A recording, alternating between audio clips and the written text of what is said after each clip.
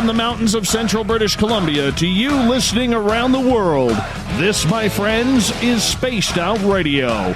I am your host, Dave Scott, sitting in the captain's chair of SOR headquarters. We welcome you to tonight's show, including Kingdom of Nye Radio and Revolution Radio. If you want to take a listen to our archives, they are free at youtube.com/Spaced Out Radio. Do me the favor, hit that subscribe button. Our website is spacedoutradio.com, where we have a plethora of features for you. Rock out to Bumblefoot. Do a little shopping at the SOR Vault. Grab a great book from We Read the Night. Join the Space Travelers for $5 a month, and Captain Shirk has you all up to date on the SOR Newswire. Tonight's show is brought to you by Chive Charities. Help make the world 10% happier by donating to Chive Charities today. You can find them on our website. We talk about one of the darkest days in American history tonight, the JFK assassination. There's still so much speculation regarding the murder of President John F. Kennedy that almost 57 years later, the debate to this conspiracy remains red hot. Author Sean DeGrilla is a 17-year veteran of law enforcement, a Medal of Valor recipient, and has provided material supporting the FBI, MBI, gang unit, and various local, state, and federal agencies. Growing up in Dallas, Sean had a lifelong interest in the Kennedy assassination. In June of 19, he decided to put pen to paper, and he realized his goal and his research were about to pay off with the publication of his first book, Malcontent, Lee Harvey Oswald's Confession by Conduct. Then at the bottom of hour number 3, I am going to bring you the SOR Newswire, brought to you by Paranoia Magazine. Mr. Sean DeGrilla, thank you so much for coming on Spaced Out Radio tonight. What a pleasure to have you here. Thank you, Dave. It's quite an honor. Thank you so much. Absolutely. We're going to have some very intriguing information that you are going to provide tonight. But I'm going to ask you this. Actually, I'm going to start off with a thank you. 17 years as a police officer, law enforcement officer. Thank you so much for your service to the area. We always like to pay credit where credit is due to veterans of any sort around here. So thank you for what you did. I appreciate that. Thank you. It was fun. I had a blast. Now, I want to learn a little bit more about you. So we're going to introduce you to our audience. You know, you've always had a career in law enforcement. You've had an interest in the law and strange cases growing up in Dallas. What made you so interested in the JFK assassination? 1983, and I was 10. And if you've been to Dallas, you see the Reunion Arena Tower that's there. And we had dinner there one night when I was young, and my dad pointed down at Dealey Plaza and said, "Hey, that's where President Kennedy was shot." Now, being 10 years old, I had no idea what he was talking about. So I said, "What do you mean?" He goes, "Well, some people think he shot Kennedy from behind that fence, and some people think he shot Kennedy from that building over there." And right then and there, I had to know everything there was about that case. And that was kind of the genesis of what would later become my book. So as we go into it, and give me some detail, growing up on this, you at 10 years old, Dad takes you down to Dealey Plaza, and you start learning about this. Yeah, he used to hate that. Oh yeah, yeah. You know, most people, most teenagers are, going to parties and have girlfriends and that kind of stuff. Not me. I'm going down to Dealey Plaza, talking to witnesses and bringing books down there and kind of walking all around it. It was crazy. They used to hate bringing me down there. I want to go down there all the time. But it was something, once you get bit by that bug, you just can't let go of it. I can't explain it. What do you think is about this case that just was etched in your memory that you had to do this? I don't know. It was just something that came over me. It was just immediately. I just had to, my curiosity was piqued. I had to know everything there was about it. And the fact that it was local, that it happened in the city where I live, and then at that time in the 80s, most witnesses were still alive. It was still a very popular topic, and it was just something that was kind of ingrained in Dallas, especially at that time. Couldn't get away from it. It is such a dark piece of Americana and American history, and there is still so much speculation. When you look at the JFK assassination, Sean, in 2020 now, we're almost 57 years from that. I mean, that's a long time for people to still be so emotionally affected by this case. Yeah, that's true. But, as a cop, I deal in facts and not speculation. I think there's been so much speculation and not enough true research out there. You have to do that. Plus you have to use your own common sense in dealing with something like this. But it's fascinating with the grip that this case still has on not only United States but indeed the world. It's amazing. Why do you think that is? I think most people consider it intriguing. It's a murder mystery. It's mysterious. It has it can be romantic. It's just, I think people see things there that are not necessarily there, and they keep on holding on to it. And it's just this sort of mystery that just endures, has a life of its own. You know what? You're absolutely right. It does have a life of its own. And there are so many conspiracy theories that surround this case, whether it was the mafia, whether it was LBJ, whether it was some planet of aliens coming on down, whether it was Marilyn Monroe, whether it was anybody, the Russians at the time. I mean, there is still so much speculation regarding this. Was JFK that hated of a president outside of being beloved by the people? I mean, there was certainly hatred. I mean, the anti-Castro Cubans, that was a huge one, right? I mean, the mafia wasn't particularly happy with him or Robert Kennedy. Look at the vitriolic nature, the attitude against President Trump today. I would submit to you that's even worse than what Kennedy was going through. Every president is going to have their detractors, no doubt about it. But it's a big leap to say, I don't like the president to, we're going to murder him. It's a big jump. Well, when you decide to murder a president, yeah, and coincidentally, we're almost going through the exact same thing right now. I mean, the vitriol that happens, especially when it happens in your own country with your own people. And we've seen it before. I mean, in recent history, we look at the attempted assassination back in the early 80s of Ronald Reagan at the time. And, is this a precedent, or have we grown out of this? Well, I would hope that we've grown out of this. It's a different time, a different place, a different time. And I think technology, and I think that the use of common sense, which has to be applied to this case, makes it different than things are today. In what way? Well, it's very hard. It's very hard to conceal something. I mean, back in '63, there wasn't. Technology was antiquated compared to today, and I think that people are smarter today, and I think that people are more. I would hope more mature. We've evolved more as a society since the 1960s. So, and it's a different time, and I don't think the times of Kennedy could be compared to today. I think it is a different day and age. Author Sean DeGrilla is our guest tonight on Spaced Out Radio. Sean, as you grew up learning about this, starting at 10 years old in the 80s when you were growing up and Dad would take you to that area in Dallas at Dealey Plaza. Right. Okay, and you look at the conspiracies that have been around this. You look at the way this has affected people because, let's face it, there are still multiple generations alive who remember this moment like it was yesterday.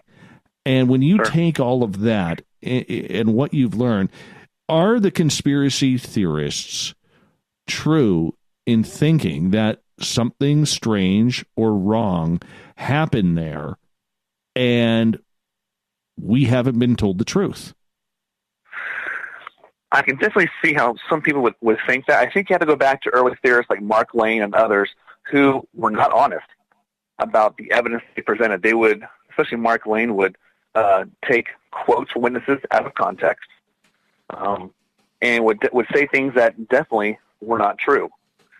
And I don't blame people for doing that. What you have to do is do your own research. Most people have not been to Dealey Plaza. Most people have not interviewed witnesses or done their own research. So I think the key to this case is you have to get off of Google and you have to go and do your own research using primary source material, not something that somebody said. I mean, there's so much disinformation out there. I think if people were to do their own research, they would realize, like I did, oh wait, that didn't happen, or they didn't say that, or this, this seems unreasonable.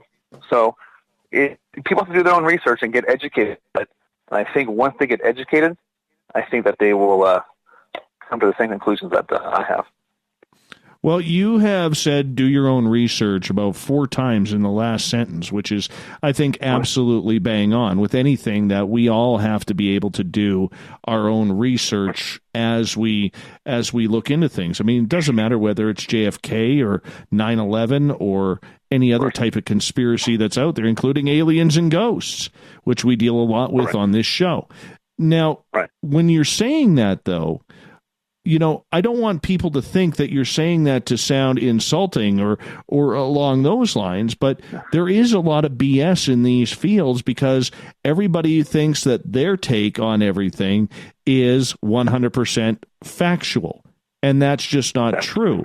When we have a lot of opinion out there, and we tend to forget in today's headline society that opinion is not fact. That's correct. Yeah, you're absolutely right. Yeah, and I don't mean to denigrate anybody that believes in conspiracies.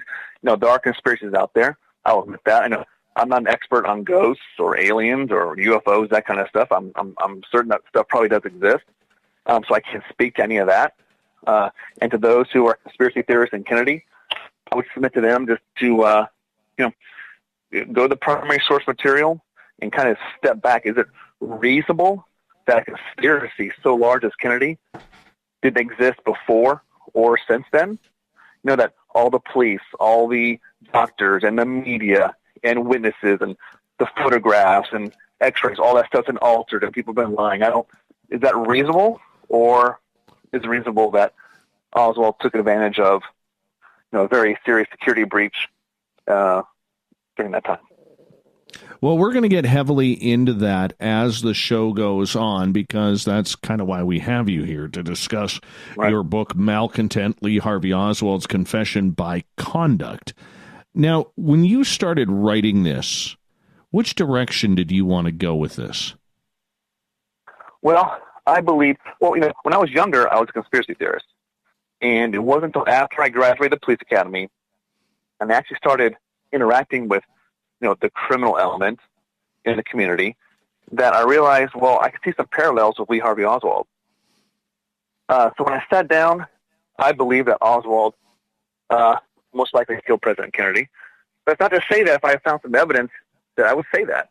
And in fact, when I did the computer voice stress analysis on Oswald, I didn't know which way that would go. I knew which way I thought it should go based on what I believed. But in a case like this, you never know where evidence will take you. Well, once again, we're going to get into that heavy in the show here. So take us back to your own history as you're learning about this. Why did you decide to, or at what point did you start to key in on Lee Harvey Oswald and maybe not some of the other conspiracies out there, whether it was Lyndon Johnson, whether it was the mafia, or whomever? Well, that makes sense to me. I mean, the mafia wouldn't do it because they know that the full weight of the Justice Department would come down upon them. I don't know any conspiracy that the government or anybody can keep secret for, 56, 57 years. The government came and delivered my mail, and supposedly they did a vast conspiracy that has never existed before or since then. So that on its face didn't make sense to me. Like, eventually someone's going to talk. A lover, ex-boyfriend, girlfriend, ex-wife, someone gets pinched for a crime. Hey, in exchange for leniency, I'll tell you about what I know about Kennedy. None of that has ever happened. So, in the absence of such evidence, kind of leads you right towards Lee Harvey Oswald, especially if you study who Oswald was.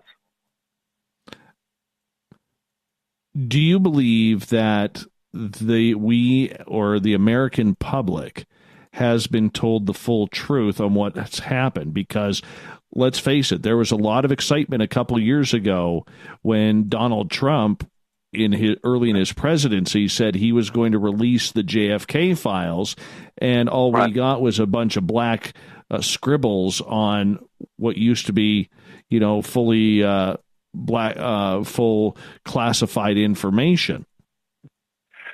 Yeah, well, once again, it's not reasonable to believe that if we suppose there was a conspiracy, do you think anyone's going to leave that single piece of paper in there?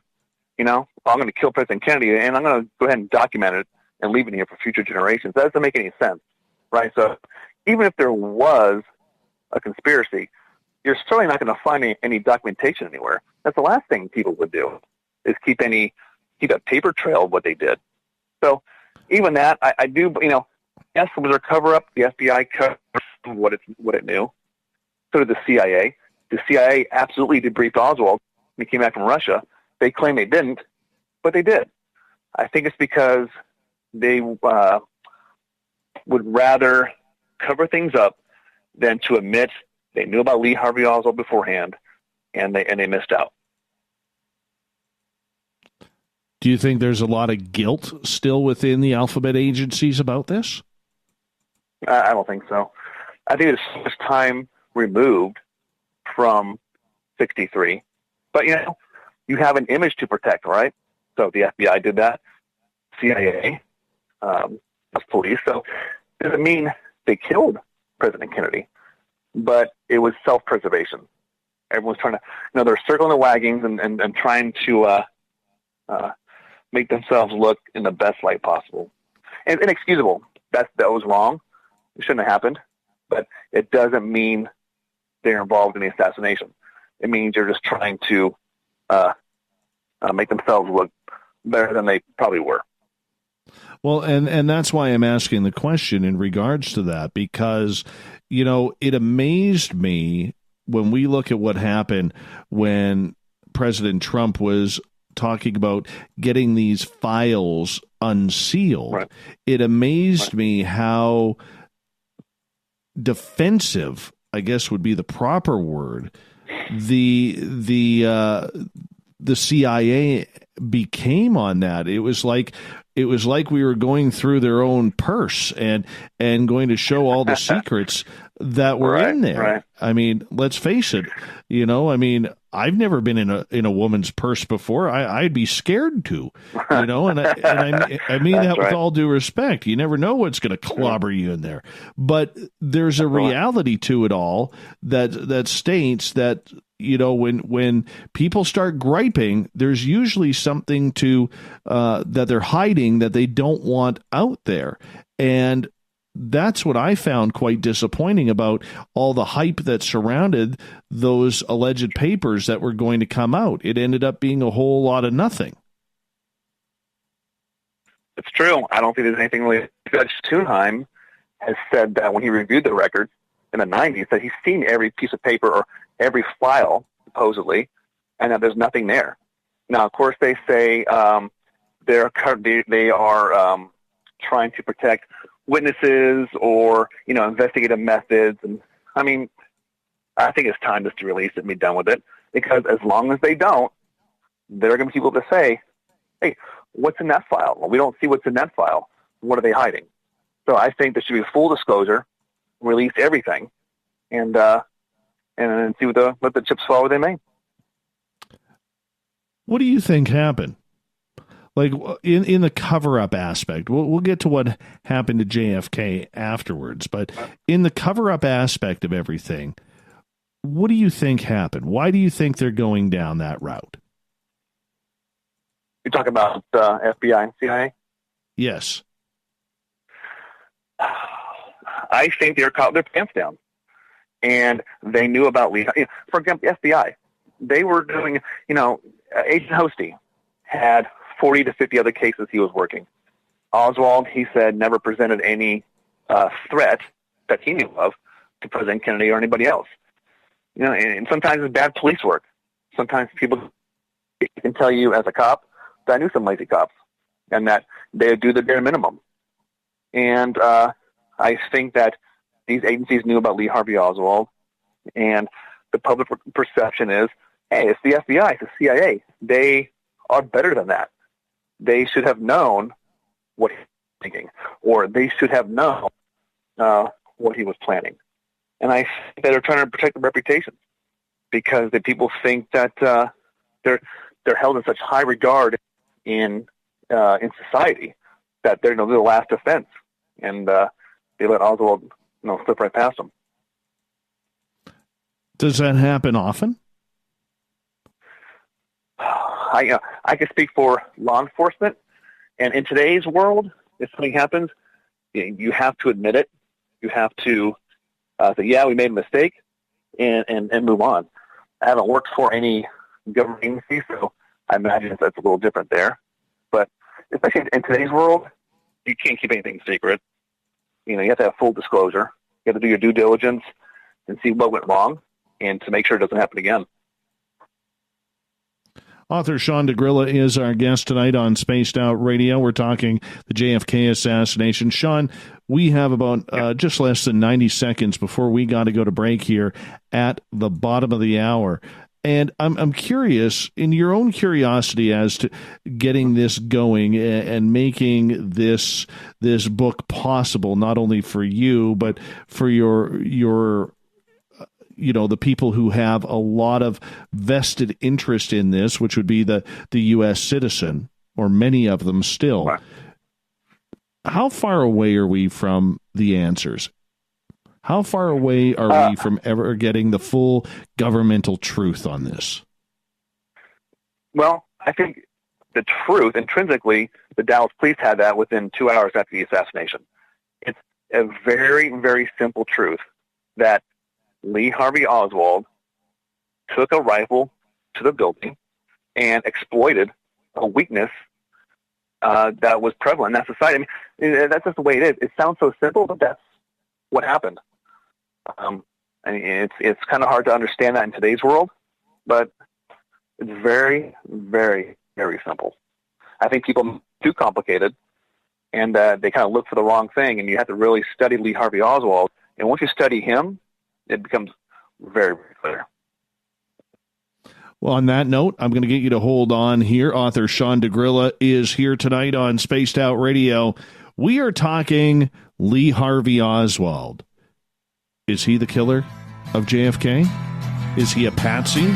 Malcontent, Lee Harvey Oswald's confession by conduct. Author Sean DeGrilla continues with us right after this on Spaced Out Radio.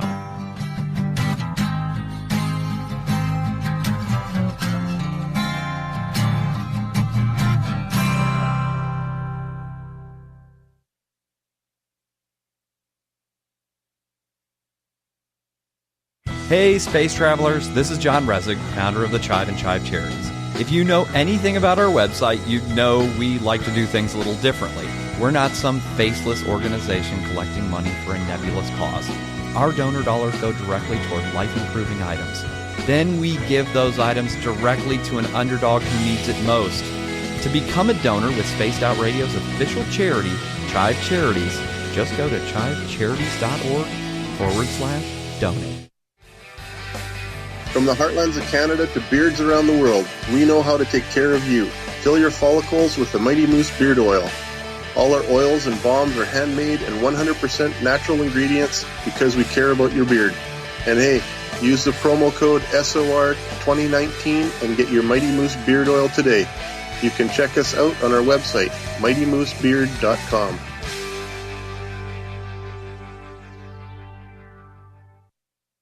Hello, this is your guitar man, Ron Bumblefoot Thal, and I have to tell you, I love the response I get for Little Brother is Watching from Spaced Out Radio fans. It's amazing how music can inspire and make people think deeper about what's going on in the supernatural world. You can head over to my website, bumblefoot.com, to check out my music, my guitar workshops, my touring, even check out some of the hot sauces that I'm working on. And make sure you keep on listening, because with Spaced Out Radio, you know Little Brother is watching. adding to the entertainment online for Spaced Out Radio.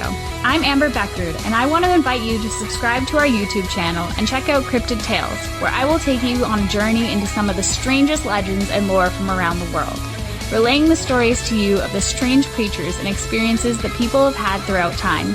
You can find Cryptid Tales at youtube.com/spacedoutradio. And while you're there, don't forget to check out our free archives and leave a comment. See you there. Move over, brother, and let me own Saturday night.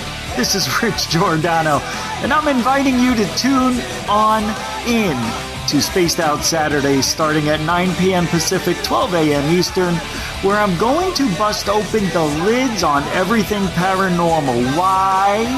Because we want answers, and I'm the guy who's going to deliver those answers to you. Join the chat rooms, and we'll see you this Saturday. Just be there. No, really. Hey everybody, the SOR Space Travelers is open. For just $5 a month, you can hang out with Dave and our crew privately in our members-only section. With your signing, you'll receive newsletters on what's going on with Spaced Out Radio. You'll have direct contact with the host during the show in our chat, live streaming videos, and a great forum for your posts and more. Become a Space Traveler now at spacedoutradio.com.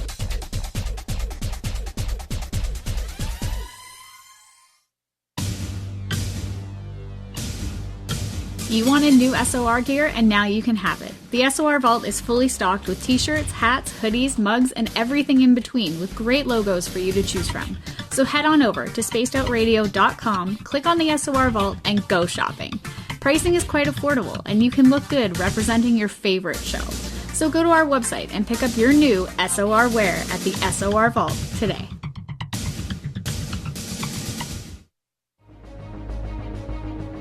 Hello everyone.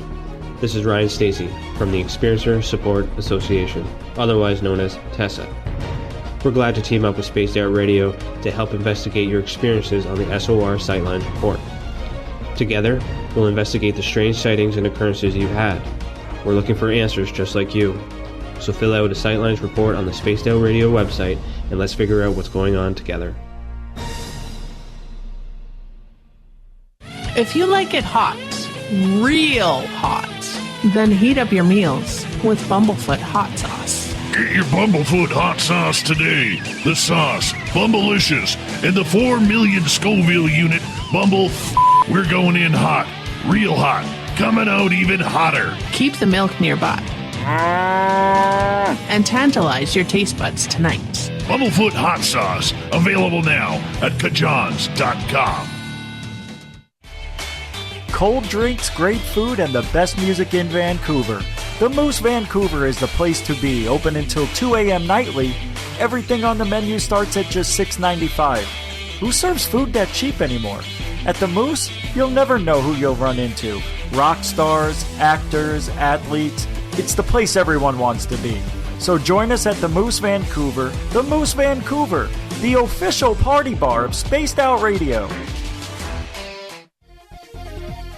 Hello, Space Travelers. It's me again, Carl.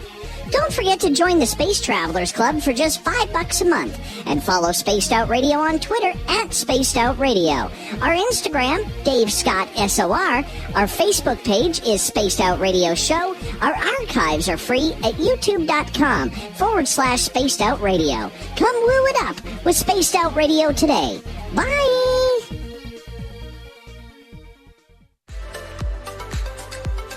Are you looking for great advertising value for your company? Look no further than Spaced Out Radio.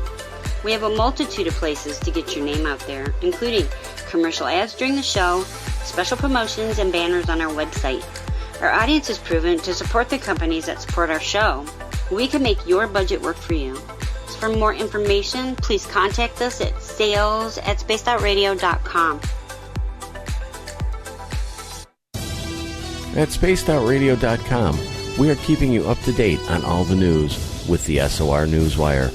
Captain Shirk leads the team that is bringing you the news of the day and exclusive stories on everything paranormal and supernatural.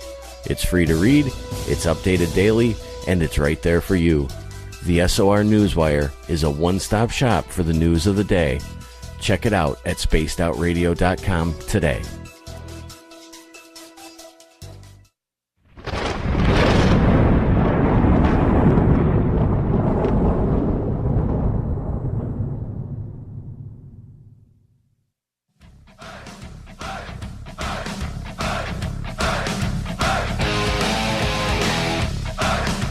Welcome back to the second half hour of Spaced Out Radio tonight. I am your host, Dave Scott, sitting in the captain's chair of SOR headquarters. Great to have each and every one of you with us. Reminder, if you miss portions of this show or others, check out our free archives at youtube.com/Spaced Out Radio. Do me the favor, hit that subscribe button. Our website is spacedoutradio.com. We got a plethora of features for you. I wanted you to do a little shopping at the SOR Vault. We got some new designs coming up pretty darn quick.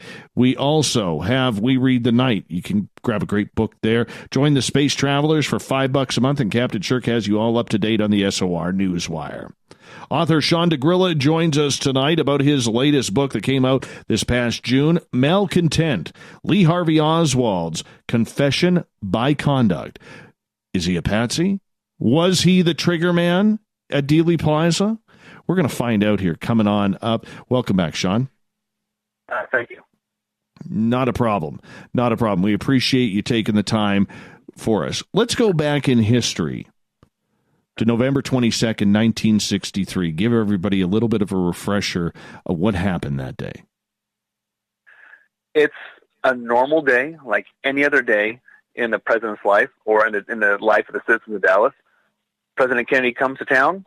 Of course, there are fears about the city is a very unique city at that time, very right-wing, very polarizing, and there were concerns. But there are concerns in every city. He visited Tampa a week before, and there are concerns in Tampa as well. So it was a relatively normal time, except that the president of town. He's going to come into town, have a luncheon, and then leave. So in this normalcy, that's what Oswald exploited, and became just one of the worst tragedies in American history. And it's just unbelievable that something like that could happen. And I think everybody was caught off guard, and something that will never be forgotten, and a lot of lessons learned. But it's just amazing that something so simple can endure for this long. In your opinion, what went wrong that day? Well, there are many things that went wrong. In hindsight, when we have an incident in the sheriff's office and we look at what went wrong, okay, let's debrief this situation, see what we can do better. I can tell you, doing the Obama and Bush presidential dignitary details, that we don't cover all the windows. You can't do it.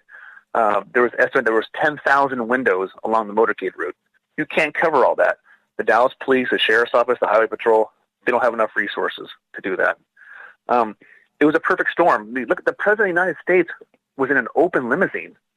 I mean, today that'd be unheard of course. So there was the deficiency of law enforcement. Should Oswald have a watch list? No, probably. But once again, it was just a different day, a different age, and it's hard to believe that somebody could walk in, to a building and murder the President of the United States. But that's exactly what happened. This opens up so many questions, and I could see the questions already starting to build up in our chat rooms and on Twitter, and trust me, I will get to all of you who are wanting your questions asked to Sean DeGrilla in hour number 2. When this happened, there is so much startling around that, whether it was the limousine stopping when it wasn't supposed to stop, the fact that there just seemed to be something off with absolutely everything around this scene that wasn't fine attention to detail, or is at least as good as it could have been. What's that? No, go ahead. I'm sorry. No, please, you finish. Well, the limousine driver, Greer, he turned back around, and in the process, he was slowing the limousine down, and he was looking back around at Kennedy trying to figure out what happened. Should he have taken off? In hindsight, know what happened. We think also probably 7 to 8 seconds from first to last shot. Motorcade had been going on for 45 minutes, gone off without a hitch. There haven't been any, shots fired at President Kennedy before this time. And I think they were lulled into a sense of complacency that, oh, it's not going to happen. And that I think they were incredulous that it did happen. And I think they just took that for granted that something like that wouldn't happen, that they had enough protocols and procedures in place. And obviously they didn't. And people could have reacted differently. You know, I know that when I go through a critical incident at the sheriff's office, we would say, hey, I know I should have done this. You know, I could have done that. And it's easy in hindsight because it happened. You know it's coming. At that moment, you don't know. And so I think there are a lot of lessons learned. But to extrapolate from that and say, you know, they stopped the limousine, which did not happen, or they were involved in the assassination, is not having a firm grasp on the facts. That, you know, these Secret Service agents who spent their lives protecting the president would all of a sudden jeopardize their freedom, you know, their pensions, just to have Kennedy killed, doesn't make any sense. What would be the value in taking Kennedy out back then? Well, that's the shit. What are you going to accomplish? Because Oswald said in his interrogation that Johnson would assume the presidency, and he had roughly the same ideas and values on politics as President Kennedy. So why would you do that? All you're going to do is put a spotlight on you. So it doesn't make any sense. What would you gain from that? Well, that's the big question. Many people would say that Johnson hated Kennedy, loathed him. Yeah. They didn't get along too well, of course, but to say they didn't get along to, I'm going to have President Kennedy killed, is just unreasonable. I think you're divorced from reality. People think, oh, they didn't get along, so he's killed. No. I mean, there's nothing you can keep secret. You just can't do it. So I think that you have to apply common sense. Does it really make sense that Johnson is going to do that? I mean, look, he didn't even run for a second term. So why would he do all this stuff, you know, and risk, you know, his reputation, and risk being, arrested and convicted of treason, of murder? For what reason? Does not make any sense at all. What about on Air Force One, which I've actually been on that plane? Kind of eerie. I'm jealous. Yeah. What about on Air Force One, where the Texas governor is caught winking at Johnson? Yeah, I've seen that, and I can't comment. Obviously, we weren't there, so we don't know. That's a snapshot. It's 1 second in time, and I'm not sure. But once again, now that's presupposing that Johnson has something to do with it, and I think that's unreasonable.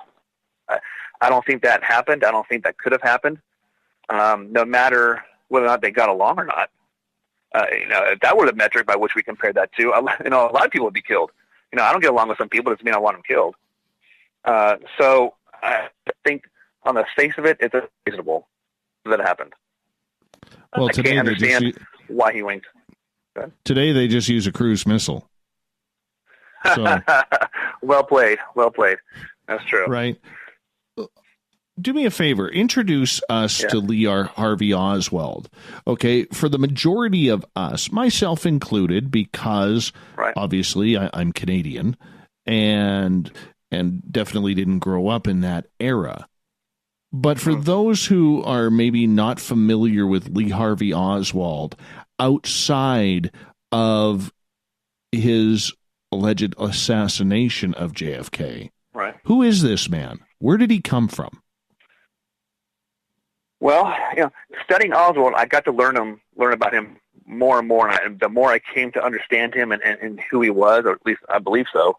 There are a couple things. First of all, talking to people who knew him, the guy was a loser. By the time he was 18 years old, he was at 11 different schools in his life. He was an interloper. He had no stability in his life. He wrote these terrific political essays throughout his life. He defected to Russia, and he was always chasing that dragon. He was trying to find something better, a utopia in society, and he was never satisfied with what he was doing. He never held a job longer than 3 months, hardly had any friends outside of his wife. Nobody liked him. And there's nothing wrong with doing common labor jobs, but he was a common laborer. Couldn't move up from that. Had chances through the Russian immigrant community in Dallas that he met to better himself, go to college, get better skills, refused to do that. I think he enjoyed killing people. He took a shot at General Edwin Walker in Dallas in April. He stalked him, photographed his house, the alleyway, where he'd leave his rifle. He planned it out. And he had no qualms about killing people, about espousing his Marxist beliefs. I think he was just I think he was becoming radicalized. And in fact, that's the focus of my next book, is the radicalization of Lee Harvey Oswald. Now, people think he's really complex. He's a shadowy character. He wasn't. He was on the edge of 24 years old when he killed President Kennedy. But he was just someone that was drifting along through life and trying to create this world that he thought he should live in. And it was a fantasy world, and there's definitely something psychological wrong. I'm a psychologist, so I don't know.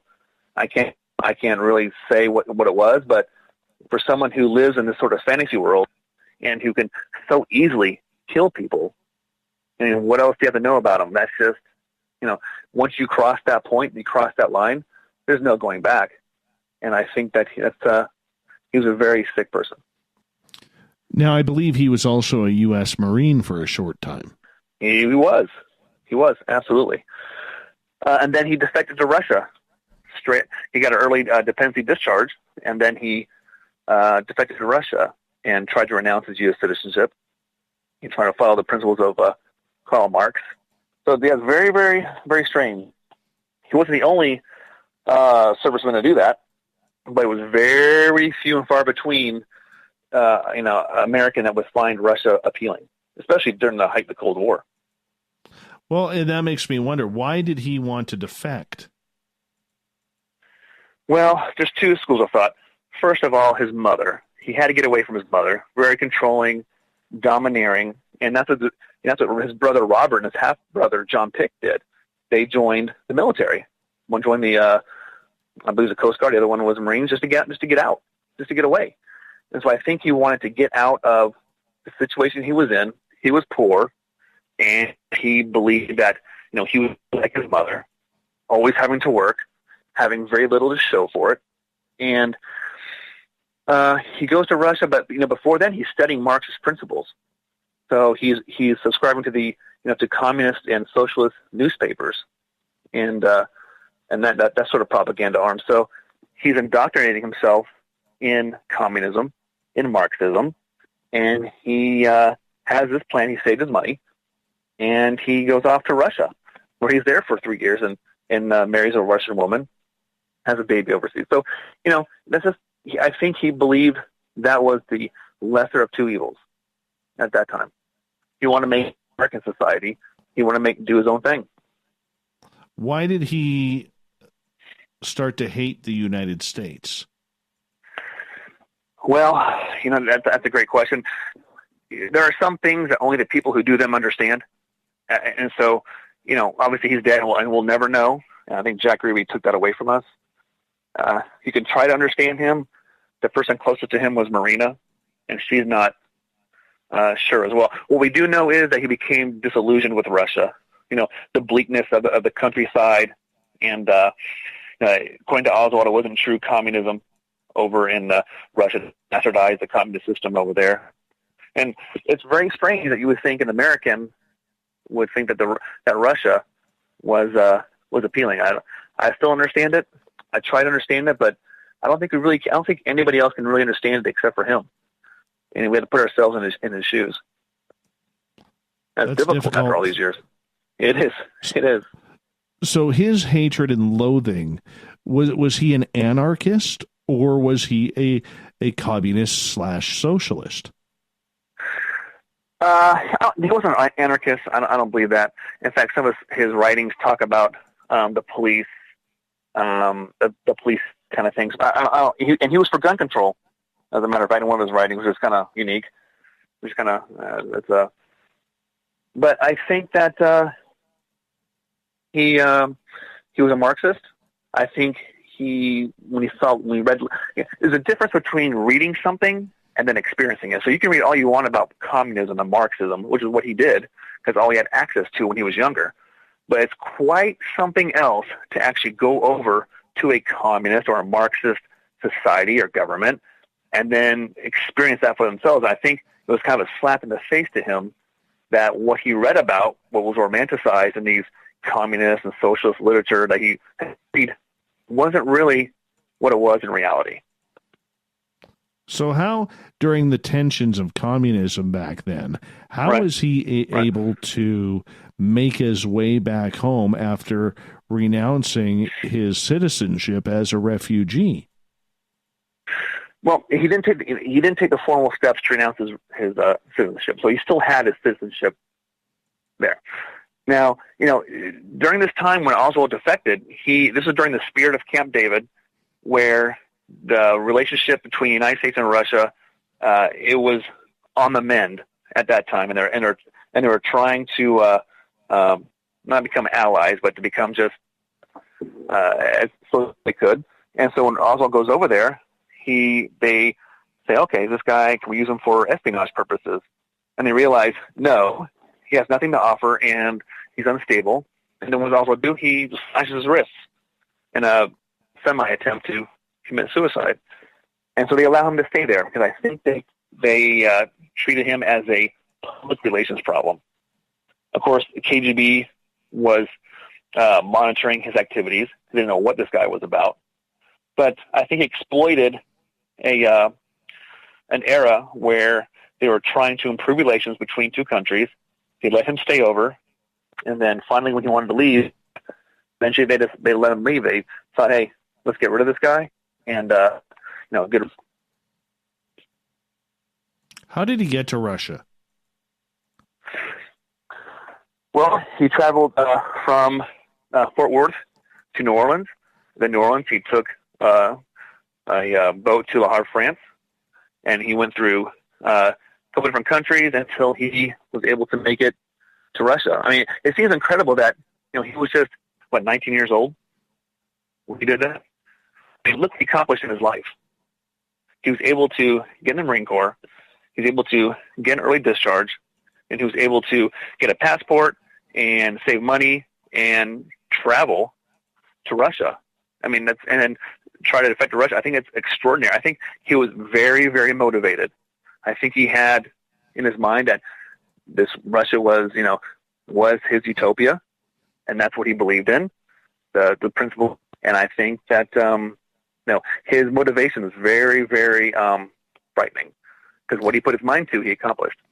A lot of people would say that is a little too easy, and that's a red flag. I don't see anything about it. I mean, others have done it before. I don't see anything there with that. In fact, they want to get rid of him.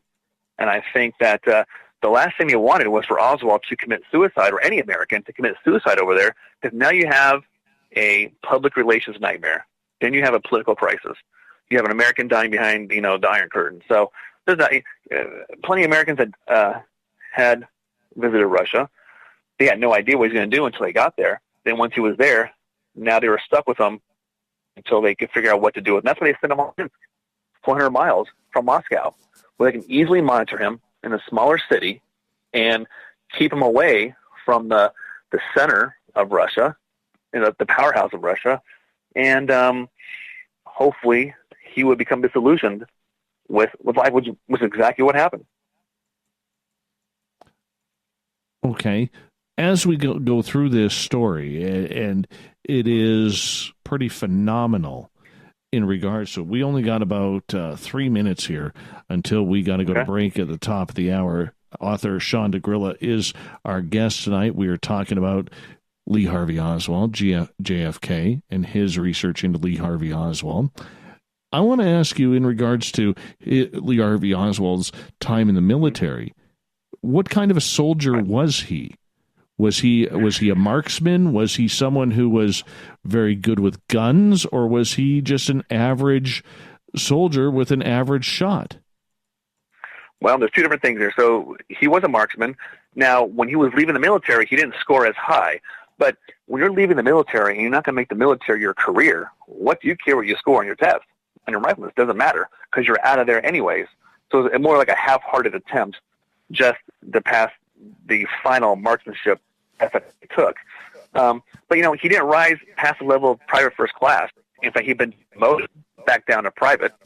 He'd been in the brig, and people called him all sorts of names that I don't think I can repeat on this station. So he was not a very good soldier, and I think he was in over his head, and that's why he asked to get out of the Marine Corps early, because he just couldn't take it anymore. Did he have potentially a fear, being a self-proclaimed communist, that, you know, there was tension starting to build with Vietnam? And I'm just curious. I didn't find that in my research at all. I didn't come across any of that. You know, he did take a Russian proficiency exam in the Marine Corps. You know, when he played chess with his fellow Marines, he would take the red pieces, you know, and that kind of thing, and he would speak, you know, a couple words in Russian to them and play Russian music, which, you know, is kind of alarming because in today's military, you know, if you're playing anything from like or anything like that, you know, nowadays that would set off a red flag, and it should have set off some red flags when Oswald was there, but he was able to explain it away that he was trying to learn more about the enemy and that kind of thing, and that kind of fell through the cracks. Unbelievable as that sounds. And here I thought with the military today that it was just mandatory you had to listen to Lynyrd Skynyrd to get that American feel. There you go. That might have worked. Oh, probably. You never go wrong with that. But as we only got about 45 seconds here before we have to go, when you look at this, and we're going to get more into detail when we come back from the break, I want to know why you think that this is the man who did it. This is what it's all about. Because there's millions of Americans out there who profusely want to disagree with you. That's true. All right, let's bring it on. Well, that's all we can do.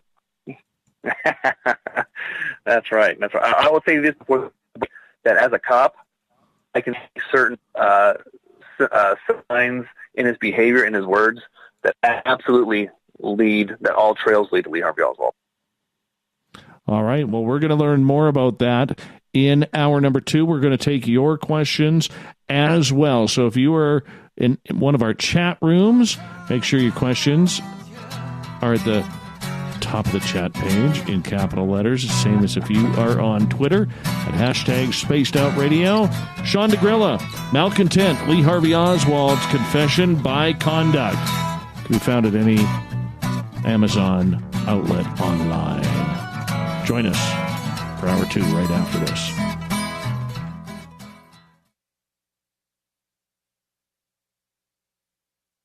Hi there, this is Geraldine Orozco from San Francisco's Bay Area Meditation.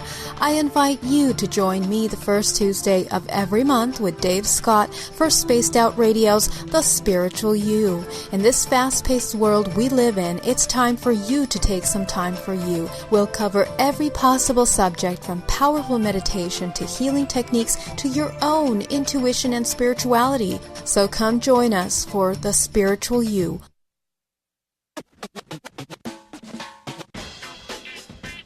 The SOR Vault is open for business, and do we have some cool swag for you to pick up? All you have to do is head over to our website and click on the SOR Vault. You have a variety of cool logos to choose from, and put them on anything you want. T-shirts, hoodies, hats, coffee mugs, you name it, we can get it to you. So do your shopping by supporting the store you love. Get your Spaced Out Radio swag at the SOR Vault today.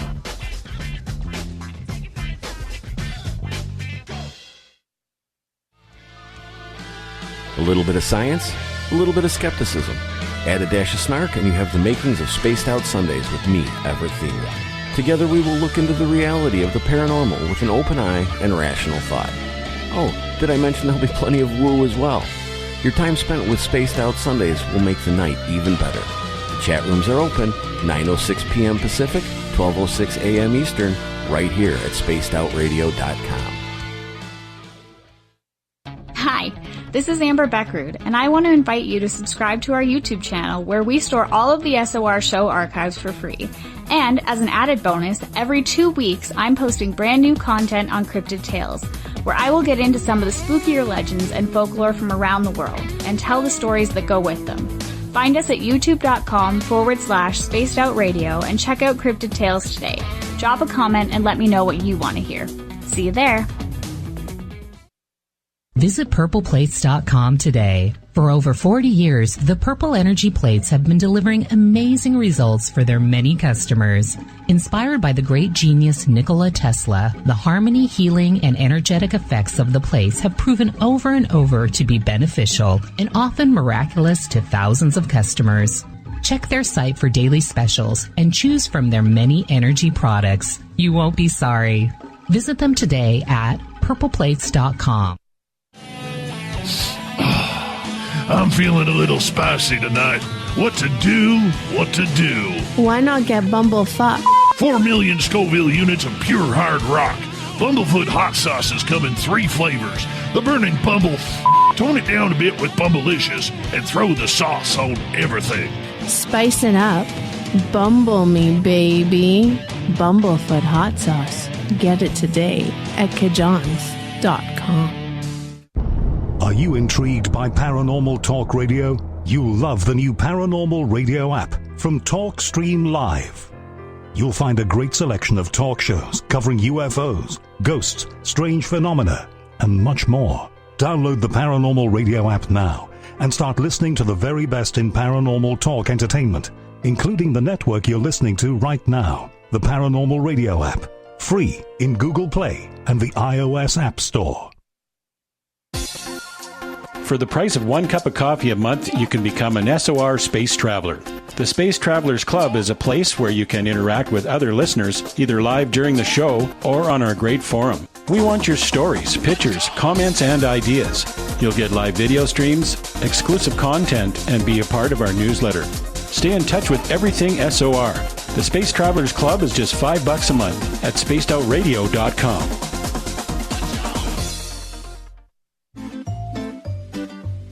Looking for creative ways to get your company out in the public? How about advertising on Spaced Out Radio? Our sales department is waiting to hear from you, and we can work around any budget. From commercial spots to banners to special promotions, there are many opportunities to get your name and product out to our SOR listeners. For a price guide and more information, please contact us at sales@spacedoutradio.com. We all know on Spaced Out Radio we love a good beard and mustache, so why not take care of your facial hair with Mighty Moose Beard Oil? Made in Canada, we're taking care of beards and stashes around the world. We use 100% natural ingredients with our oils and balms to make your whiskers feel silky smooth. Use promo code SOR2019 at mightymoosebeard.com today.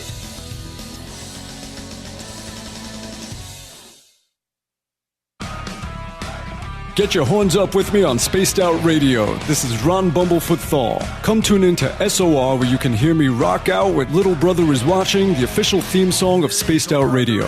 And then come on over to bumblefoot.com where you can find out about my tour schedule, my music, and everything else. Bumblefoot.com keeps you up to date on what I'm doing and the best way to stay in touch with my music and music camps. Sign up for my newsletter at bumblefoot.com and remember, Little Brother is watching.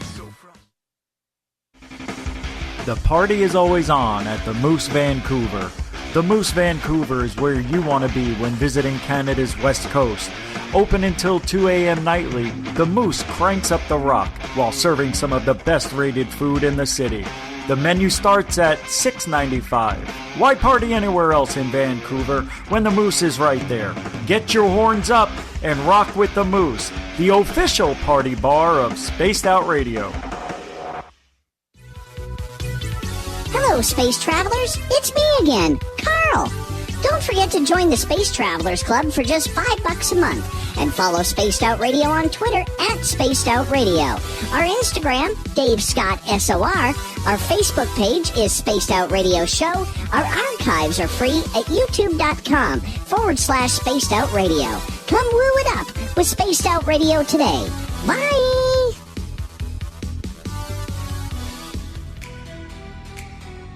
Are you an experiencer of something strange that can't be explained? Do you want help finding out what's going on? I'm Ryan Stacy. head of the Experiencer Support Association, otherwise known as TESSA. We've teamed up with Spaced Out Radio to investigate cases filled out in the SOR Sightlines report. We are independent, and there's no cost to what we do. All we need is your experience. Let's find out what's happening together on the SOR Sightlines report. We are scouring the world for the most intriguing stories of your day. Take the time to read up on the SOR Newswire, where our team, led by Captain Shirk, will deliver to you some of the best paranormal and supernatural news, along with some stories that will blow your mind from the weird to the wacky. It's the news outside the news that piques interest, and that's what we're looking to deliver to you. The SOR Newswire, only at spacedoutradio.com. You're listening to Spaced Out Radio with Dave Scott. Follow Dave on Twitter at Spaced Out Radio and on Facebook, Spaced Out Radio Show.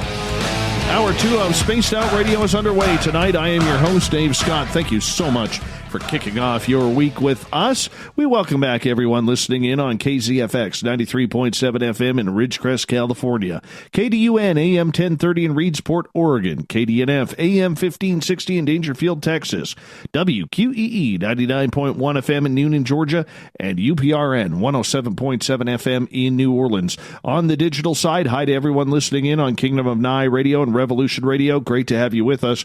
Remember, you can check out all of our archives for free at youtube.com/Spaced Out Radio. Do old Davey the favor, hit that subscribe button. The Desert Clam has set the password for tonight at the SOR Space Travelers Club. All right, do you want the Russian, Ukrainian, or the English version of this, Clam? Chernozem. Or if you went more Russian, Ukrainian, it would be Chernozem.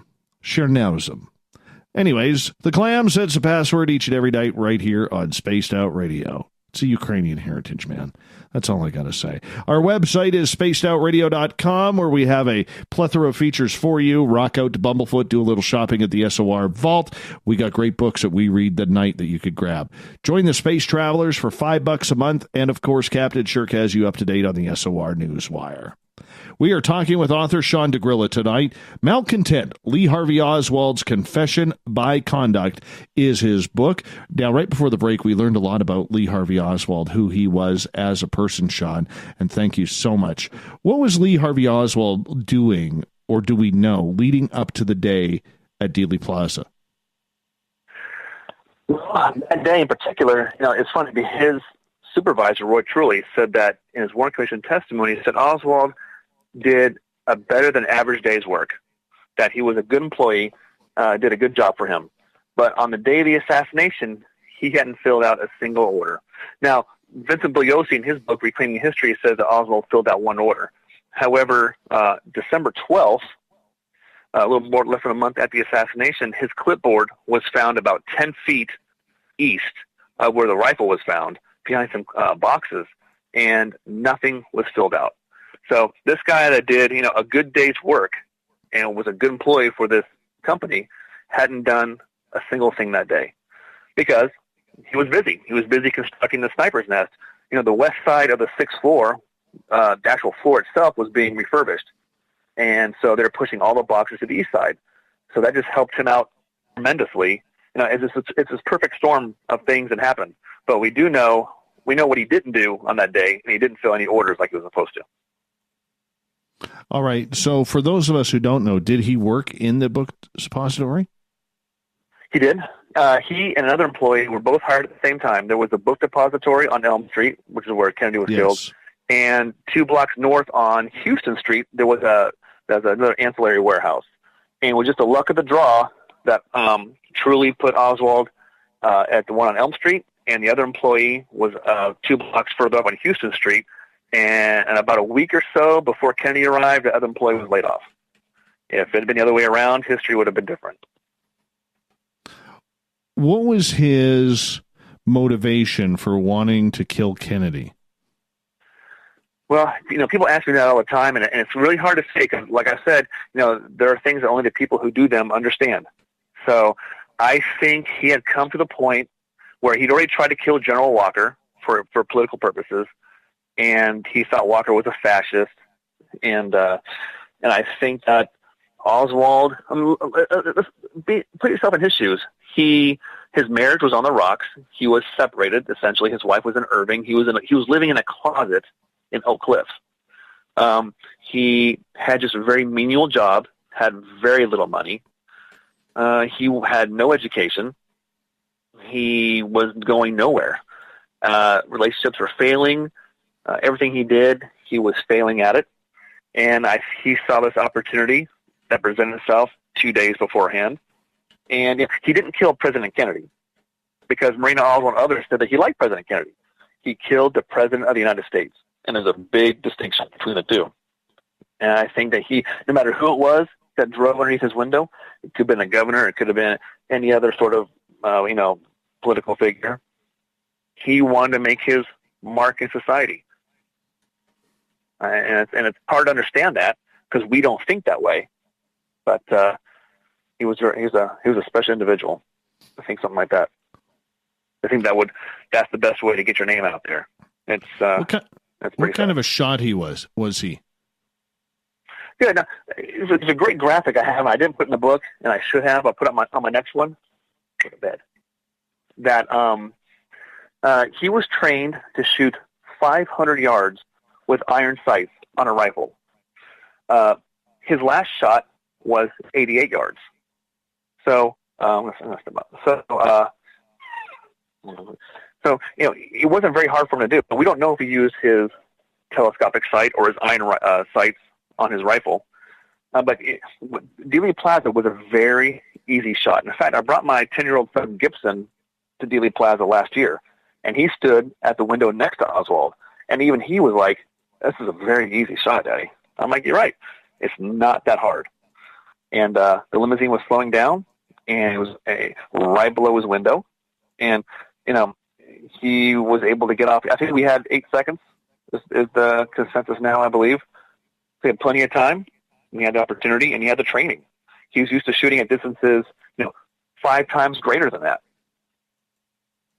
What about all the tests that have been done with that exact same replica of rifle where current marksmen, military marksmen, sharpshooters, snipers, whatever you want to call them, have done tests with this type of gun and couldn't even come close to getting off 3 shots in 8 seconds with that type of rifle? Well, originally they thought it was 6 seconds, if not less. And there are marksmen that actually did that and better. But now we've come to realize, and of course there's some disagreement, but we can realize that he probably had 7 to 8 seconds at least. So it's not that big of a feat. It's not that hard. And those who have not been to Dealey Plaza and those who haven't sat or looked out through that window or next to his window, actually been there, can't understand that Dealey Plaza looks so expansive in photographs. It looks huge, and it's not. It's very tiny. And if you were to stand, Dealey Plaza is Elm Street's a very short street. The distances are very small when you actually get there. And so, once again, if you do your own research and you find out what kind of shot Oswald was, that he used to dry fire his rifle in New Orleans and Dallas, that he was a Marine marksman who was trained to shoot at 500 yards using an iron sight, and Oswald's last shot was 88 yards. So it's not a big feat at all. People think it's so complicated, and it's really not.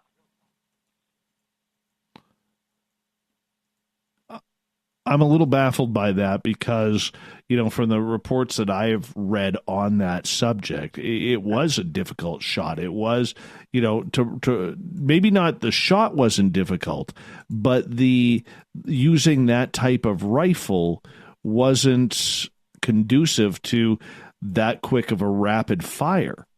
Well, once again, I know that when I was in the sheriff's office, I would dry fire my weapons. I would practice with them. I'd clean them. I do all this stuff with them. I would do little dry fire runs with them. So he practiced that. That's what he did. He was trained in the Marines to do that. So it's not a hard shot. I mean, those who actually go there and see the distances, it's a no-brainer. I would listen to people next to me or as they were walking around in the museum, like, man, that's close. And it was very, very close. And he had plenty of time. And it wasn't the best rifle because he was poor and couldn't afford very much.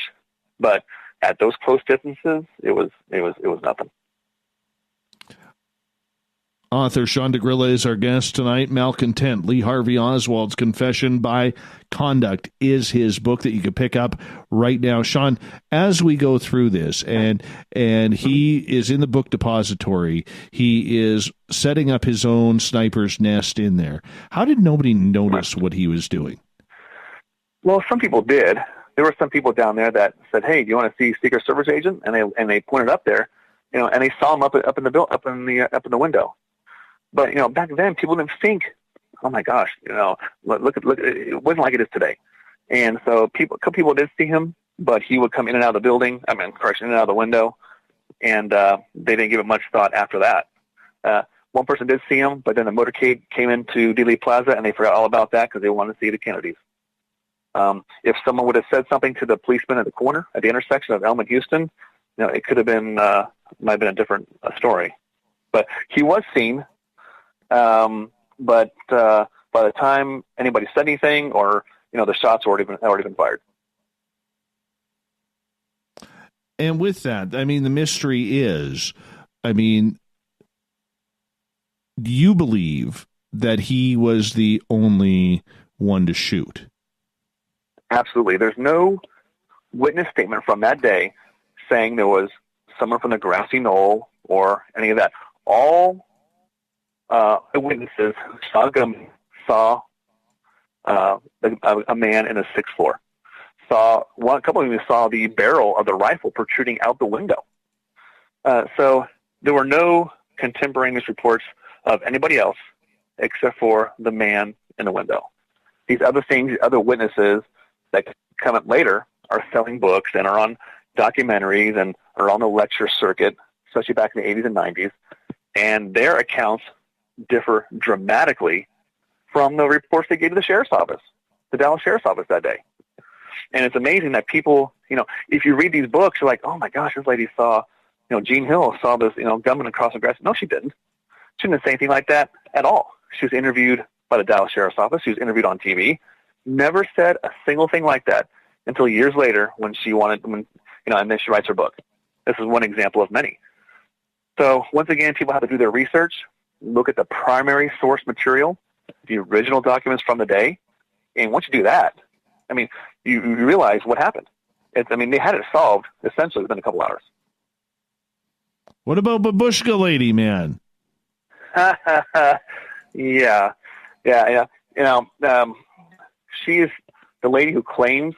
This is my personal opinion because I don't want to get there's libel and there's slander and all that kind of stuff. I don't want to slander anybody, but the person who claims, I don't believe her at all. And many conspiracy theorists, I'm on these JFK Facebook pages, and most of them reject what she says. Did not happen, was not there. She has never been identified. There's a story that a lady matching her description went into Kodak, took a single picture, and it was blurry. Nothing was really of value there, and she walked out the door. Has never been identified, and that's not unusual.